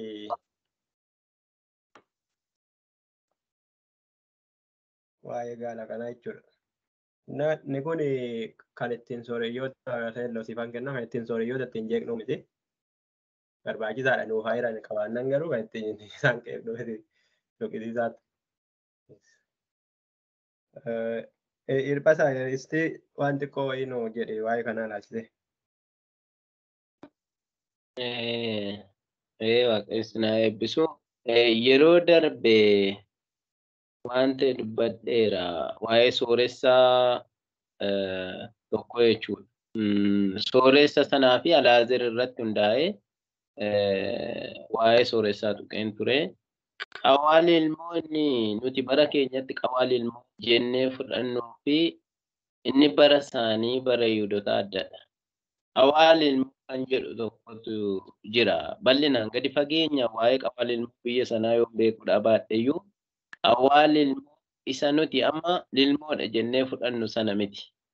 Haa ta'uuti qawaal ilmoo sana keessa kan jedhu jira. Inni kun akka kanatti yoo ta'u Jeneraalii waa'ee sooressaa fi hiyyeessaa kanarratti yookiin waa'ee sooressaa kanarratti amma sooressi tokko mootummaa waaqayyootti galuudha. Gaalli ulaa lilmoo keessa bahuu salphataa jedhee kana jechuun sooressi hundinuu mootummaa waaqayyoo hin galu jechuun miti. Amma lafa kanatti kan ilaallu namicha kana kan dhuunfatee jiru eenyudha? Qabeenya isaati. Gooftaa ta'eefi kan jiru qabeenya isaati. Qabeenya isaa gooftaa ta'ee jira. Qabeenya isaa kan inni caalchisee ilaalu hin jiru jechuudha. Gooftaa caala qabeenya isaa sana jaallate. Kanaaf namni yoo qabeenya jaallate waan hundumaa caala qabeenya yoo jaallate mootummaa waaqayyoo keessa galuu akka hin dandeenyedha fakkeenyi kun jechuudha. Malee amma sooressi tokko qabeenya isaa caala namaaf hiruu, namaaf ho'uu, waaqayyoon jaallachuu yoo jaallate wanti mootummaa waaqayyootti galuu isa dhowwu hin jiru. Garuu sagalee waaqayyoo maal jedhaa? Waanuma akka gooftaatti isin irratti mo'eef garba taatu kan jedhu jira mitiire. Waanuma akka gooftaatti nam tokko waanuma isarratti mo'eef garba ta'a. Kana jechuun gooftaa fi horiif hojjechuu hin dandeessan kan jedhu sanadha. Tokko dhiisee tokkoof hojjechuu kan qabudha. Kanaaf asitti amma qabeenya isaatu gooftaa ta'ee fi wiirtuu onnee isaa keessa mo'atee kan jiru jaalala qabeenyaati malee jaalala gooftaa miti. Kanaafidha fakkeenya kanarratti kan inni sooressi tokko mootummaa waaqayyootti galuu ulfaataadha kan inni jedhee fi warra qabeenya jaallataniif warra gooftaa caala qabeenya jaallataniif kan dubbatamedha jedheen fudha. Leelloo gooftaan saabesu hirphasaa leelloo waan jettu yoo qabatte. Ani gaafii isa 25 irraa kana jechuudha. Sooressi tokko mootummaa waaqayyootti galuu irra gaalli qaawwa ilmoo keessaa bahuutu salphata jedhu kan inni kun maal jechuudha kan jedhudha. Gaafiin kiyama. Amma xiqqoo lapheeraas hin gooneere. Otoon kana gaafachaa hirphasaan dubbataa ture jechuudha. Amma tokko nuti waan tokko walitti qabanneerra. Otoon gaafatin dhaggeeffataan ture deebisaa ture nama tokko isuma kana. Haa ta'u walumaa gala Yesuus kutaa kanatti yoo yeroo arganne yeroo biraa deebina garuu kutaa kanatti mootummaa waaqayyoo hin galanii qaawwii otuma lilmoo isa kana ta'e iyyuu jechuudha. Homaa gochuu hin dandeenye otuma lilmoo isa kana ta'e lilmoo kana keessa gaalli hin bahu kanaaf mootummaa waaqayyoo keessa hin galanii hin jenne. Mootummaa waaqayyoo keessa galuun isaanii baay'ee isaanii rakkisaa. Gaalli akkuma lilmoo keessa bahuutu irra salphataa. Incima hin rakkisa jechuusaati malee hin galan jechuusaati. Kan rakkisu immoo qabeenya isaaniiti.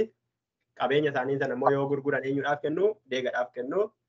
Deegadhaaf immoo yoo kennan mootummaa waaqayyoo keessatti badhaadhummaadha qabaatu.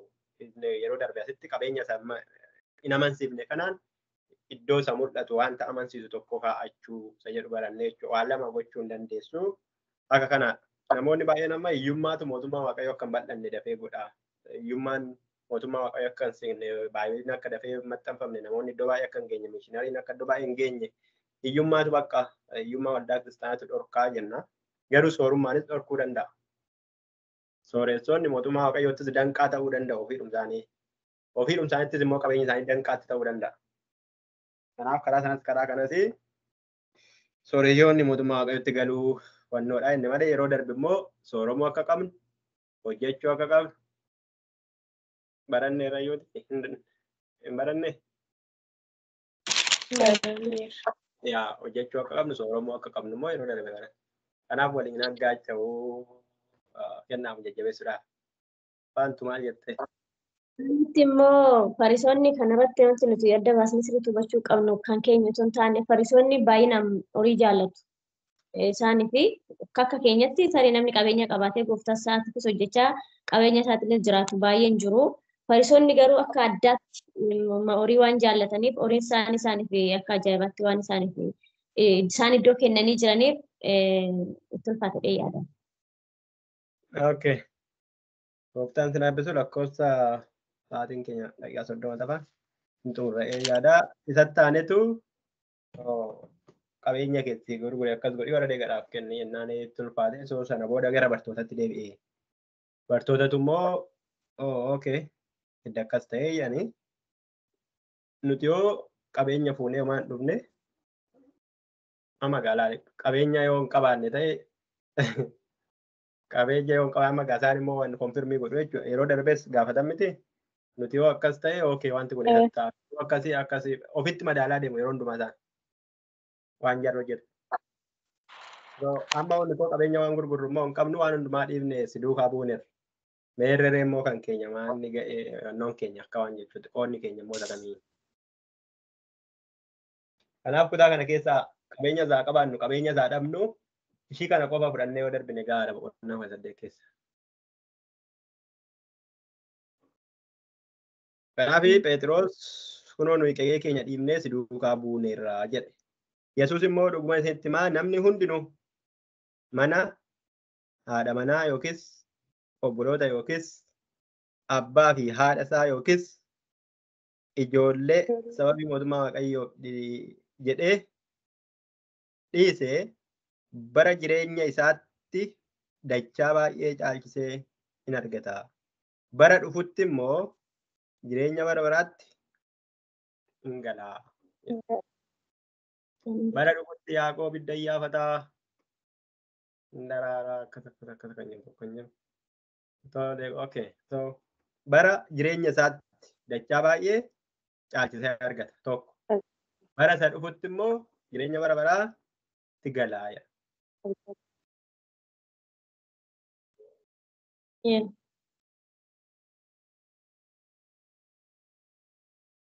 Iddoo kanatti deegingir nutti hin jenne. Phexros yeroo akkana jedhu waan hundumaa dhiifne irrannaa jedhu. Waanuma namni fuuraa tokko waan hundumaa dhiisee gooftaa duukaan bu'e jedhe moo dhuguma dhiiseera jettanii yaaddu? Dhuguma dhiiseera. Phexros dhiiseera.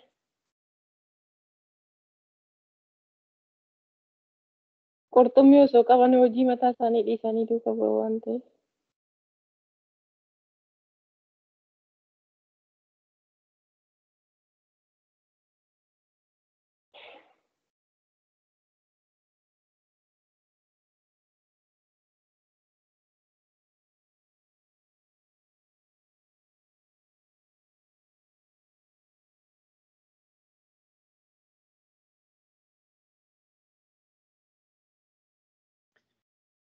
Yeroo tokko tajaajila ifachuudhaaf jettanii yeroo isin dhugaa baatan hin jiru waan tokko.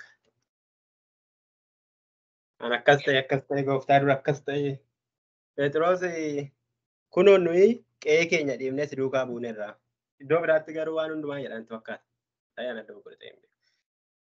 Qe'ee keenya dhiibnee si duukaa buune naa jedhu dhuguma qe'ee isaa dhiisee duukaa bu'e jettanii yaaddu. Moo tajaajiluma ifachuudhaaf Yesuus garaa raasuudha. Dhuguma dhiisee duukaa bu'e. Kanaaf macaafota kana keessatti yeroo barreeffama wanti baay'ee waa'eedhuma fuuraa bichaa miti jedhee kan hin loluuf isa kanaaf jechuudha. Jarri waan hin goone irra jedhanii nu jajjabeessuudhaaf hin jedhan isaan. Nu jajjabeessuudhaaf dhaloonni gara fuulduraa maalirraa baratanii waan gaggaarii bichaa hin jedhanii waanuma godhan jedhu. Kanaaf gatiinsaa Phexros maalirraa ka'ee isa gaafate Namichi yoo qabeenya isa qabu yoo gurguree deegotaaf kenne waaqa irratti badhaadhummaa guddaa argata. Mee daree kan keenyaa jechuudha amma gaaffiin isaanii waan biraa eenyu waa'ee sanaa ta'e. So nutoo gurgurree duukaa buree mee daree jechuudha. Gatii isaa gaafachaa jira jechuudha. So gatiin isaa waa meeqa jedhe gooftaan?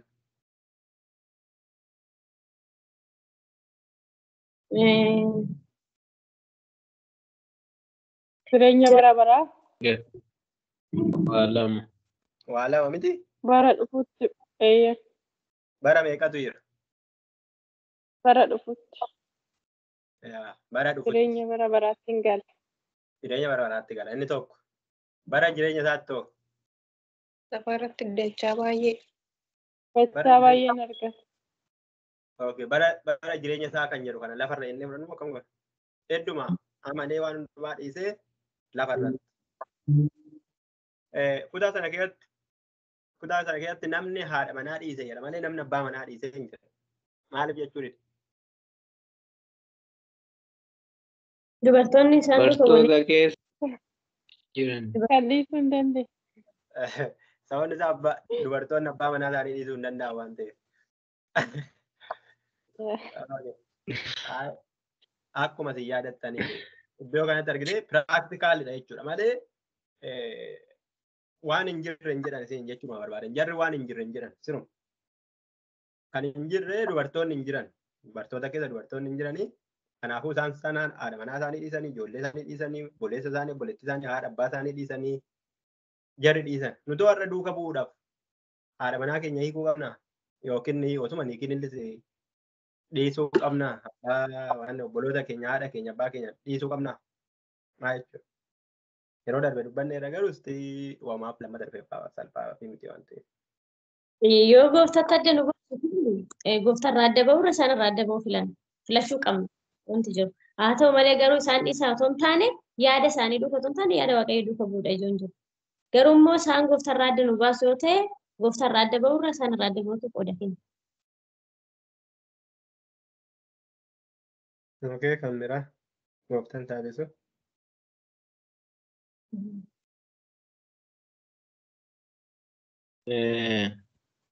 Akka baasaan ture garuu. Eeshi. Amma asitti namni anaaf jedhee hundumaa yookiin immoo haadha manaa yookiis obboloota yookiis abbaa fi yookiin haadha ijoollee sababii mootummaa waaqayyoof jedhee dhiisee bara jireenya isaatti dachaa baay'ee caalchisee hin argata.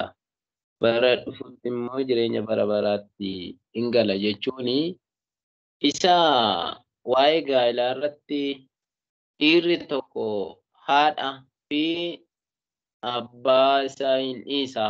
Haadha manaa isaatti immoo hin maxxana kan jedhu faana walitti hin dhufu jedhee yaada. Maaliif tarii lafa sanatti maaliif haadha manaa hin jenne kan jedhu kallattii garaagaraatiin ilaaluu dandeenya. Kan isaan jedhanii amma waa'ee Beexroos fa'i. Beexroos fa'aa bartootadha. Bartoonni gooftaa immoo hundi isaanii dhiirotadha. Dubartoonni keessa hin jiranii. Lammaffaa seera warra Yihuudootaa keessatti dubartoonni hin lakkaa'aman.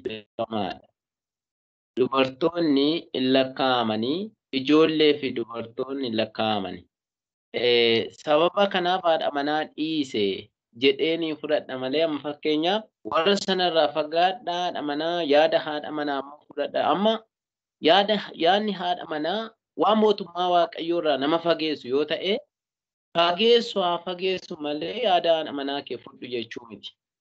Dhimmi isaa nam tokko gooftaa caalchisee nama kamiyyuu gooftaa caalchisee kan jaallatu yookaan immoo waan gooftaan waan mootummaa waaqayyoo keessaa nama baasu gooftaa caalchisee hin taasisa yoo ta'e mootummaa waaqayyoo ala ta'a. Amma otoo fudhannee akka fooniitti otoo fudhanne abbaa keenya yookiin obboleessa keenya otoo namni tokko reebe namadhaa fooniidha akka fooniitti nutti dhaga'amuu danda'a.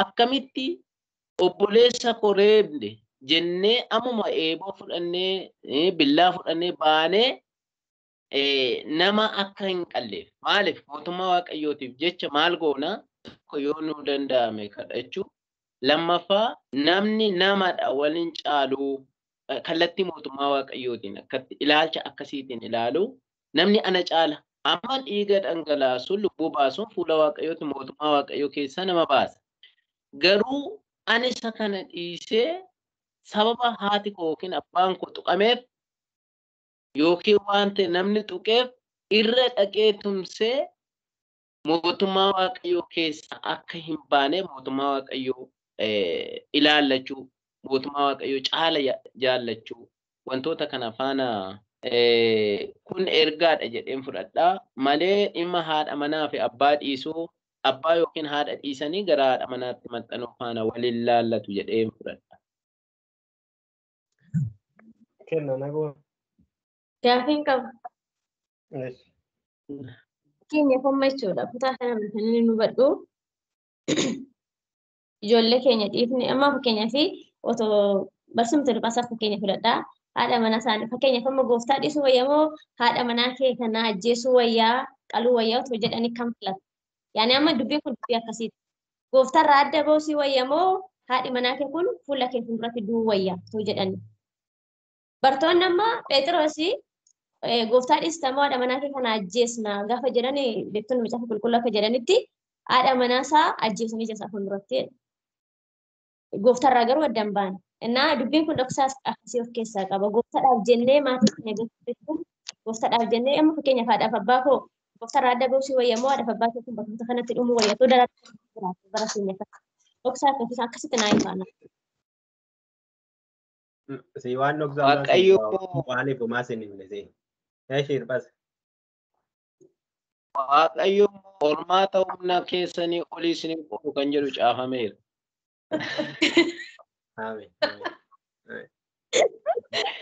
Karaa keessaa baataniif isiniif qopheessa kan jedhu caafameera.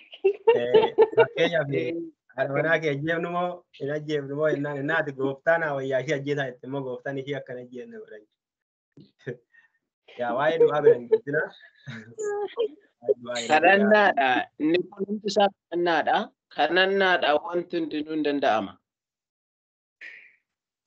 Yeah, so amma ka jireenya waa'ee isa dhufu rakkoo hin qabu. Jireenyi isa dhufutti maal argatu jedhee jireenya bara baraati jedhe miti.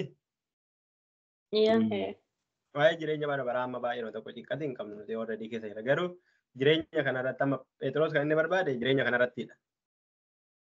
Badhaadhummaa qabaattu yoo mana dhiiftan nuun jette mana dhiifne si duuka bu'uun irraa badhaadhummaan keenya meerredha. Kanaaf Yesuus baay'ee dachaa baay'ee kan caalu argataa jedhe. So Phexros haadha manaa tokko yoo dhiise haadha manaa 100 wayii kan taatu argataa jechuudha. So qabeenya heektaara tokko yoo dhiise heektaara 100 kan ta'u argataa jechuudha edda manee. Maal jechuudha kutaan kun? Kana gaafa jennu immoo Phexros gaafii dagaruu ani kanan gaafatu.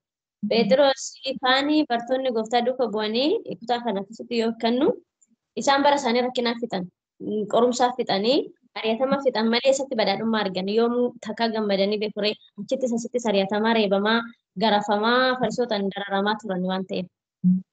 Kanaaf gooftatti amanee hin salphadhu gooftatti amanee yeella'u gooftatti amanee namaa gadi hin ta'u gooftatti amanee agabuu hin bullu yoo jenne akkamii suufii uffanneetuma yeroo hundoo garabataa akka godhan gaddaatti yoo teenye akkamii inni gooftaan jedhu edda Phexros fa'ii irratti hin arganne maal jennee bira darbina hiikansaa akkam nama Phexros fa'ii dhuguma waan tokko hin arganne eddasi. So maal goona maalidha inni gooftaa Yesuus jedhu dachaa baay'ee hin argata bara jireenya isaa kanatti. Jedhe barsiisa.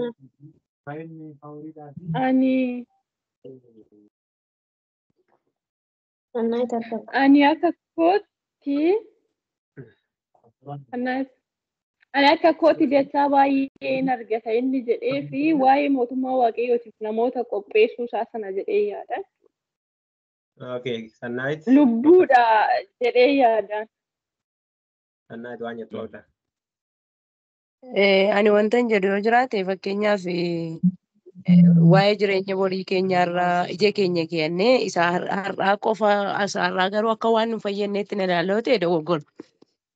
Fakkeenyaaf waan qabnu hundumaa dhiifnee si duukaa buunee gaafa jedhe Phexros lafa qurxummii qabuuti akka Phexros waan macaafa qulqulluun nutti hima. Garuu Phaawulos immoo okkeedha. Galagalanii amantu namoonni isin ilaalanii waa akka isiniin hin jenneef of dandeessanii namoota akka afaan qabachiiftaniif of dandeessanii hojjechuu jiraachuu qabdu jedha. Waan fakkeenyaafati na jiraachisa Waaqayyo jettee akkasumatti waanuma inni tokko asuma qabdu suma galeessa qabdu uffattee deemaa oolte bor garuu amantoonni yookaan namoonni isin kalee tajaajiltan waa isiniin jedhu yoo ta'e gooftaan keessaniin ceephaama. Yookiin amantiin keessan kun waan jechaa godhata. Kanaafiyyuu dhiifnee duukaa bu'uun keenya ta'eetu jiru. Dhiifnee duukaa bu'uun keenya garuu hojiidhaan argamuutu irra jiraata. Fakkeenyaaf atama maatii kee dhiiftee duukaa buutee maatii kee dhiiftee duukaa buute erga ta'eetiiti ati silumaa gooftaatti amantee duukaa buute garuu ofii kee dandeessee duukaa bu'uun waan tokko jedhee yaada. So karaa horaa waa'ee namoota walitti qabu lubbuu walitti qabu akkuma jiru ta'ee kana keessatti immoo of dandeenyee hojjechuu isa jedhudha kan ishiin kaaste. Namni yaada biraa qabudha. Gaafiin qabaan mallee. Yesuus Kiristoos bartoota isaa yeroo dhugee karaadhaaf korojoo fudhatinaa qomee lama sin kaa'atinaa ibidduu dhumsini kennan nyaadhaa jedhe. Maaf akkas jedhe?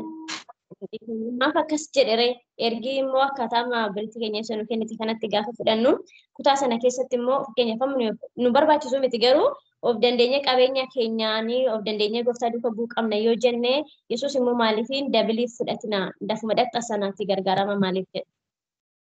Dura barannee turre waan akkasii. Kutaa kana keessa hin jiru malee. Walin rukutu. Walin aggaachaa jedhama. Okay. Karaa kanas karaa sanas walitti araarsinu. Wanti guddaan gooftaa Yesuus duuka yeroo buunu jireenya lama qabna. Tokkoffaa jireenya ammaa kana. Lammaffaa jireenya isa dhufu qabna. Jireenya isa dhufutti jireenya bara baraati. Jireenya isa ammaatti garuu mee jireenya isa lafarra jiru jennee yoo jenne hin gufattan miti jireenya lafarra jirrudha. Nyaachuun dhuguun nu barbaada. Sannaas kan ishin jettu nyaachuu dhuguu jiraachuu waan baay'ee nu barbaada garuu isa kana of dandeenyee ofii keenya hojjetachuudha. Inni kun immoo gaaffiin koo rakkoo hin qabu. Inni kun macaafa qulqulluu ja'a Phexros miti Phaawulos akkuma jedhayyuu. Yoo akkas ta'e bara jireenya isaa kanatti dachaa baay'ee caalchisee argate jechuu dandeenya. Amma qabeenya duraan gate qurxummii duraan gate wannoo jennee edda gooftatti dhufee eebbifamee dachaa baay'ee hojii harka isaatii waaqayyo eebbisee fi dachaa baay'ee argate jechuu ni dandeenya isa jedhudha. Farfasiin isaas immoo gooftaan waamichi isaa isa kanaaf inni sun nu barbaachisa beekamaadha garuu kanaaf waa'ee lubbuu waa'ee akkasii yoo jenne lubbuu fayyisuu namoota baay'isuu warra wangeelaa yoo jenne immoo lubbuu baay'isuudhaan namoota baay'isuudhaan akkas jechuun dachaa baay'ee isa kana duraarra dachaa baay'ee argatee bakka waan jennu maal of keessaa qaba.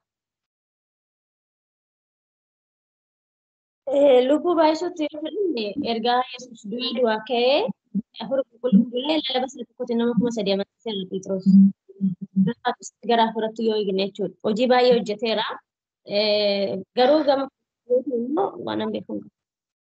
Faayidaa maalii qaba Phexros faayidaa maalii qaba gatiin koo maal inni? Jireenya bara baraa ta'e jireenya bara baraati Phexrostu fayyadama. Lubbuu amma kanaa yoo walitti qabe gatiin isaa maali? Jireenya malee gatii isa lafarra immoo macaafni waan kaa'e hin qabu fa'a. Ono kaa'e dachaa baay'ee argataa jira.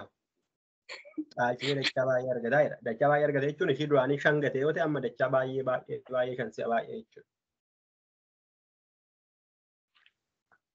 Kenna akkas taanaan ikkoo nuni erga gooftaa duukaa buneeti maaltu iyyuu dadhabbii kana hundumaa nu gaafate fakkeenyaaf amma halkan baanee halkan gallee dadhabbii kana hundumaa maaltu nu gaafate erga gooftaa duukaa buneeti. Qabeenya walitti.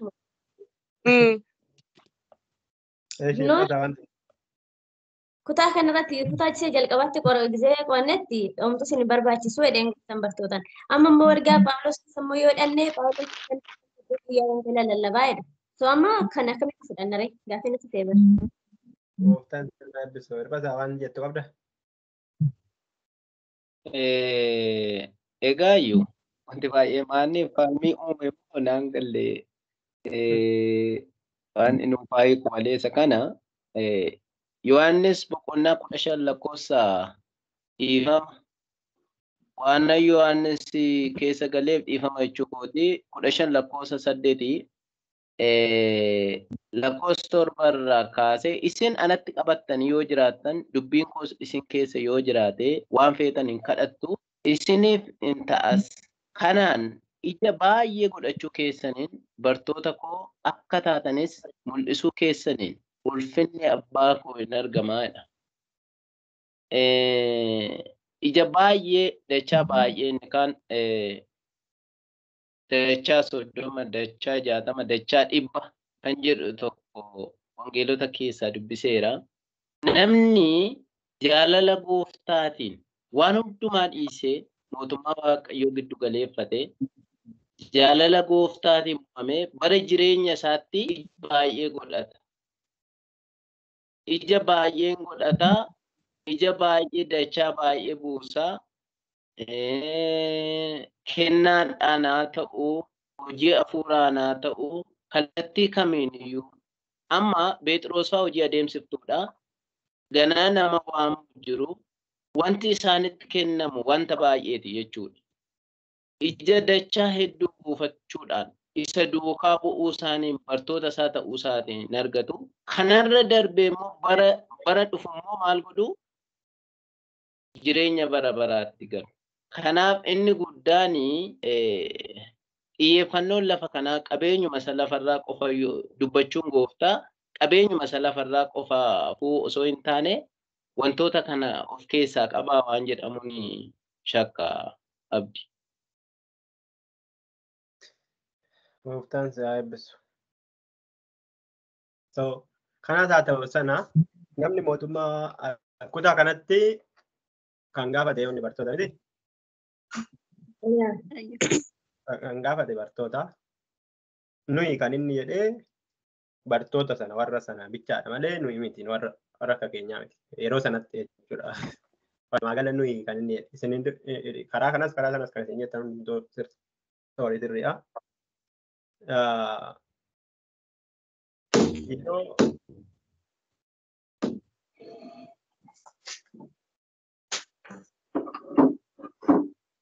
Yeroo ammaas haa ta'u yeroo dhufuus haa ta'u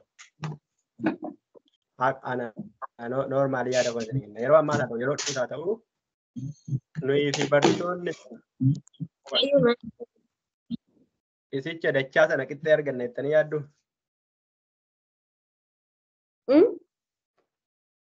Dachaa baay'ee sanas argamu sana bartoota wajjin nuti qixxee arganna jettanii yaaddu bartoota yeroo sana isaa wajjin turan keessa. Gooftaadhaaf jiraannaa keessatti danda'u. Kanaafuu gooftaan eenyullee jedhee dhuguma isitti himaa namni hundinuu bartoota yookiin warra achi jiran otoo hin ta'in namni hundinuu yoo maaliif jedhee dhiisedha jedha mootummaa waaqayyootiif jedhee yookiin wangeelaaf jedhee yookiin anaaf jedhee jedha kutaa biraatti yoo dhiisee jedha. Yoo dhiisee jedha. Walumaa galatti inni sunis hojii waaqayyo nu eebbisuunis haa ta'u garuu gooftaan kan itti nu waame akkuma isin jettanii biyya lafaa irra amma jiraannutti eebba foonitti miti kan nu waame. Eebba foonii nurkaa fuudhee eebbuun foonitti deebisee nu waamne garuu waan nuti hojjennu nu eebbisuu danda'a. Bartoonni immoo waan hojjetaniin eebbifamaniiru hin eebbifamne. Hojii isin hojjenne biizinasii hin hojjenne gaafa itti deebi'an hin da'uun isaa hin deebise. Haasa'a. Kanaaf waa'ee lubbuutti eebbifamanii nu eebbifamaniiru.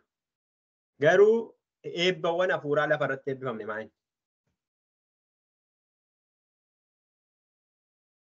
Ayyaana gaafiin qabamee dursaa ergaa abdii maakii qabatee barsaa baasaan wangeela Yohaannis boqonnaa 15 irratti kan dubbatu kuni dubbiin ija baay'ee godhatu jedhu kuni iji nuti godhannu isa dubbii waa'ee kutaa kana keessatti jechuudha ija baay'een godhattu kanaanii bartoota footoo keessanii mul'isuu keessanii ulfinna abbaa koo hin argama kan jedhe kuni ija hafuuraati moo waa'ee dhuma jireenya foonii kana dubbata? Ija hafuuraati. Ija hafuuraati malee jireenya foonii kana miti. Ani gooftaa Yesuus achitti kan dubbate dhimma qabeenya lafarraa miti jechuu barbaadeen maaliif bartootaan bara jireenya isaatti dachaa hin galfata kan inni jedhee dhimma qabeenya lafarraa miti. Amma bartoota keessaa tarii qabeenya dachaa dhibba qabaatee lafarraa darbe kan jedhan ragaa baay'ee jechuun jiraachuu danda'u sooressoon ragaa baay'ee akkas isaaf dubbate jedhee yaadu. Qabeenyi barbaachisaadha. Yeroo sanatti gooftaan kan dubbateef garuu ija hafuura wantoota hafuura eebbawwan hafuuraati malee eebbawwan foonii miti. Yohaannis 15 irrattis kan dubbate amma hin kadhattu ija baay'ee godhachuu keessaniin isin bartoota koo ta'uu namni hundinuu hin beeka kan jedhee ija hafuuraati malee ija qabeenya miti. Okay. Alright. Gooftaan sin eebbisu. Hin gufattu viidiyoo cufadhe. Mucaan sossobaa jira. Abbaa ta'etu gidduu biiziin ta'ee mucaan naa qabina jenna. Mucaan sossobaa jira. Akkasin argineettan sossoba. Okay. Akka kutaa kanaatti wannoo hayyannoo akkuma kutaa kanaatti naannoo daqiiqaa 5 qabna. Waa'ee Yerusaalem deemuu isaatii ittiin seennu akkuma boqonnaa 17tti hin bulfanna. Waa'ee namicha fayyee kanatti hin seennu. Yerusaalem deemaa akka inni ture gara Yerikootti akka inni dhiyaate yeroo dhufu immoo Yerusaalem akka inni ga'edha. So yeroo darbe yeroo hundumaa yeroo qo'annu gooftaan keenya fooniif hin dhimma. Foon keenyaaf hin dhimma, waan nyaannuuf hin dhimma, waan dhunnuuf hin dhimma, waan itti jiraannuuf hin dhimma. Garuu qabatamaan jiru Phexros fa'ii waan hundumaa gannee duukaa bu'uun irraa jedha. Okay? Gatanii duuka bu'anidha. Kaayyoon isaa waan hundumaa ittiin isaan eebbisuudha yoo ta'e maal hojii gachisiise? Deebisee dachaa dhibba baay'isee fi akka Nohii fa'ii dachaa baay'isuuf yoo ta'e. Pilaas gara fuulduraatti deemnee yoo ilaalle Phexros fa'ii dhuguma dachaa baay'ee eebbifamaniiru lakkin eebbifamu. Akka foonitti qabeenya hin eebbifamne jechuudha. Manattis hin eebbifamne, haadha manaattis hin eebbifamne, ijoollee aansi hin eebbifamne waan isaan eebbifaman jiru. So kanaafuu walumaa galatti akka kutaa kanaatti hin jechaa jira. Malee immoo innaa kutaa biraa dhannee akka fuuratti akka foonitti hin eebbifamna. So nama waaqayyoo ta'uun waa meeqaf nama gargaara? Waan baay'ee nama gargaara. Jireenya meeqaf nama gargaara? Kanarraafis kan boriifis. Jireenya har'aatiifis jireenya boruutiifis. Haa ta'u malee jireenya har'aatiin nama waaqayyoo ta'uu kooti nama mana kiraa fudhadhaa miti. Nama waaqayyoo ta'uutiin mana kiraadhum keessa toon taa'uyyuu nama waaqayyoo ta'ee jiraachuu hin danda'a. Maalan qaba? Hafuuran qaba. Eebba hafuuraa. Eebba foonii nu arrabsee jechaan jiru. Nu abaare jechaan jiru. Eebba hafuuraan qaba. Eebba hafuuraa maalidha? Phexros otoo namanin seexana baasuu danda'a? Otoo Yesuus wajjin bahin. Dhukkubsataa fayyisuu danda'a? Danda'u. Namoota amansiisuu danda'a wangeelatti? Hin danda'u. Namoota inni dhiisee bahe moo namoota inni argatetu caala? Namoota inni argatetu. Waldaan isaan ijaarame akka Phexrosii qofaatti haasofne jechuudha. Waldaan isaan ijaarame. Ulfinuma lafarraallee bartoonni sun ulfina guddaa argatan. Salphina baay'ee keessattuu ulfina guddaa argatan. Yeroo darbe isinitti himne irratti bartoota sanarraan kan hafe namni tokko ani kiristaana jedhee waan tokko lafaa ka'ee waa gochuu hin danda'u. Miti akkuma biyya lafaatti iyyuu. Ulfina argatan. Qabeenya argatan isa jedhu qabeenyi isaanii hundumtuu kan nama tokkoo ture. Walii isaanii ture. Qabeenyi tokko isaanii hundumtuu. Kanaaf qofaatti wanti ittiin eebbifamanii ittiin TV dhaabbatanii ittiin wannoo jedhanii ittiin eebbifamanii guddaa ta'anii waaqayyo nayyeellaas hin jiru. Garuu waan nyaatan waan dhugan immoo nama. Waan ittiin jiraatan waan uffatan immoo nama. Kanaaf yeroo darbe yeroo qo'annu qabeenyi keenya tokkoffaa ta'uu hin qabu malee qabeenya keenya waaqayyoof jennee yoo dhiifne qabeenyi keenya dugda duuban immoo maal godha jenna? Nu hordofaa jenne. Garuu mootummaa waaqayyootiif jecha maal gochuu qabna? Dhiisne. Dhiisne jechuun qabeenya keenya gannee baqannee jalaa baana jechuu miti. Mootummaa waaqayyoof hojjechiisuu dandeenya. Asirratti akkuma mucaan jedhu ittiin hojjechiifachuu dandeenya. Ijoollee warra kaan hin gargaaruu dandeenya. Obboloota keenya hin gargaaruu dandeenya. Ofii keenyaan nyaannan dhunna. Kun mootummaa waaqayyooti. Anama fakkeenyaaf intarneetii ofii kootii kafaladheen isin tajaajilaa jira. Isinis akkasuma. Hojii mootummaa waaqayyoo hojjechaa jira. Qabeenya keenya dhiifnu yoo ta'e intarneetii kana birriitti kafallu ji'aan kafallu dhiifnee dhimma mataa isaatii jechuu dandeenya jechuudha mataa isaa. Biyyuuf lafaa kanarratti hafuurri waaqayyoo dachaa meeqa isaan hin hojjete. Akka dhiisanii ba'anii sana miti jechuudha. Kanaaf kennaawwan ayyaanaa sun biyya lafaa kanarratti nu gargaaru moo waaqayyoo hundatti nu gargaaru? Biyya lafaa. gargaaruun. Faarfannaan waaqayyo hundatti nu gargaaraa danda'e. Har'atti nu jenna kennaa ayyaana. Har'atti nu jenna borutti geesse. Kennaawwan ayyaanaa kana hundumaa kana nuti hojjennu lafa kanarratti. Haa ta'u malee otoo kana hin dhiisin otoo isaan kana dhiibnee gooftaa duukan bu'iin hin arganne jechuudha. Eebba waaqarraa hundumaanis isan eebbise. Jedha miti. Efesoon boqonnaa lama waan akkasiitti fakkaata. Waaqayyo eebba waaqarraa hundumaan nu eebbise jechuun jireenya bara baraatiin nu eebbise miti. Asuma teenyee otoo lafa kanarra jirru akkuma qabeenya keenya nennaa namaa hojjennu waaqa irratti qabeenya argannu dhandheetti fayyadamna dachaa nu baay'ate jechuun miti kunis. Akkuma kana ayyaana namarraa waaqayyo irraa arganneen biyya lafaa kanarratti dachaa baay'ee kan itti buufachuu dandeenyu akka duraan jettan lubbuu oolchuudhaan haa ta'u lubbuu qofaa miti gaa wanti baay'een waan meeqa gochuu kan itti dandeenyu ayyaanni kan nu baay'ate eebba waaqaaf lafaatiin hin eebbifamne isa kanaa jechuudha. Eebba waaqaaf lafaa keessaa akka warra kakuu moofaa baay'ee keenya qabeenya hin eebbifamne. Sababni isaa Yesuus hedduma dhufe baay'ee qabeenya wannoo isaan turre jalqaba isaan turre waan ta'eef jechuudha. Sababni isaa immoo namoonni kakuu moofaa Abrahaam yoo ilaaltan qabeenya utuma qabu waaqayyoon dhiiseera. Noohi qabeenya otoo qabu waaqayyoon dhiiseera. Sooressa ammaa yoo argitanoo. Hin mararfate kanaaf jechuudha garaagarummaa isaan qaban. Kanaaf Phexros garaagarummaan sooressota wajjin isaan qabanii Phexros fa'ii sooreyyii miti. Haa ta'u malee dhiisaniiru waanuma qaban jechuudha. Kanaaf waaqayyo wajjin bu'uudhaaf dhimma soorumaa dhiisuu otoo hin ta'in dhimma waanuma xiqqoo ishii qabnu dhiisutu jechuudha. Dhiisuu jechuun immoo akka duraan hirbataan jedhee gannee baqannee yookiin waliikuu yookiin wal jibbuu yookiin haadha abbaa kooti kana booda maal laagoota jechuu otoo hin ta'in dhiisuu jechuun dursa mootummaa waaqayyootiif kennu jechuudha. Mallee macaafni qulqulluun abbaa fi haadha kee ulfina kenni jedha. Haadha manaa kee jaalladhu jedha. Namni dhufee haadha manaa kee ajjeesamoo waaqayyo dhiista yoo naan jedhee haadha manaa koo isin ajjeesanii waaqayyo isin dhiisu. Abbaan kam jechuun akkas kutaan kun akkas hin jedhu. Garuu kutaan kun akkas hin jedhu miti. Ilaalchi kutaa kanaa akkamiti. Gani kennaa yoo sitti dhufe abbaa manaa koo hin dhiisu eenyu koo waaqayyo isin dhiisu abbaa manaa koo isin dhiisu jechuu qabda jechuudha. Malee waaqayyo haadha manaa kee dhiisiti hiikkiti na duuka bu'isin hin jiru waan takkas. Haa ishiin siif hin taatu maanuu kennaa koo miti hin jiru waan takkas. Isa kana waa'ee wannooti fannaqee amantii kamiidha kan akkas jedhan waa'ee kunoo biyya edda waaqayyotti amantee sitti baduu hin qabu kan jedhan tokko jiru. Warra Joobaa. Bakka hidhadhu uffadhu nyaadhu dhugii bashannanii jireenya waaqayyoo lafa kanarratti jiraattaa laman jiru jireenya gannata sumadha. Waaqayyotti amanteerta maa inni warri biyya lafaa maa inni dhukkubsachuun maa inni akka adda jiru.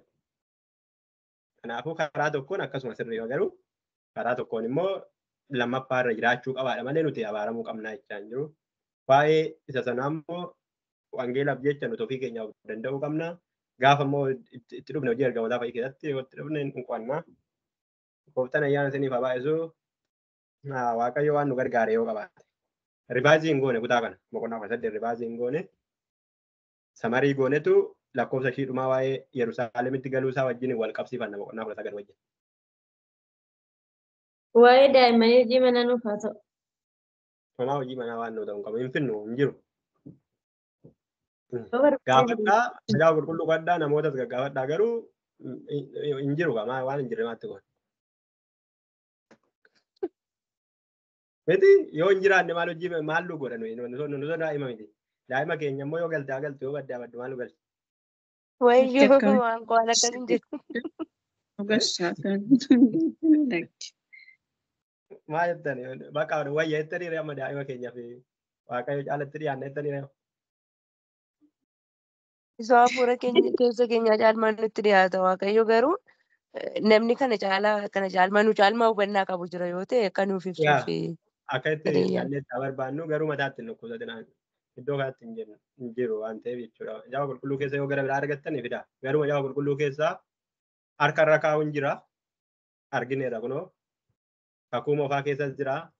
Yesuus immoo akka barsiisatti harka irra kaa'e jedhanii fidanii harka irra kaa'ee kadhatee eebbise malee hin cuubne.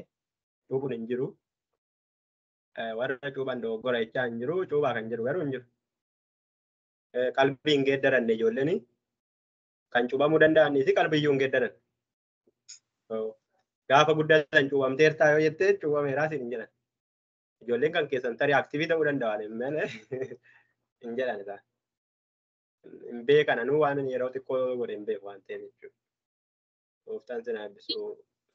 Gaaffii yoo qabaattan gaaffii itti daddabalannee akka yeroo dhuftu yaadi keenya nu haara'uu gochuu dandeenya. Gaaffii qabaachuu baattan immoo waan Waaqayyo isin barsiise haasofneetu xumurra sagantaa waltaan qaba. Sagantaa waaqeffannaa jechuudha.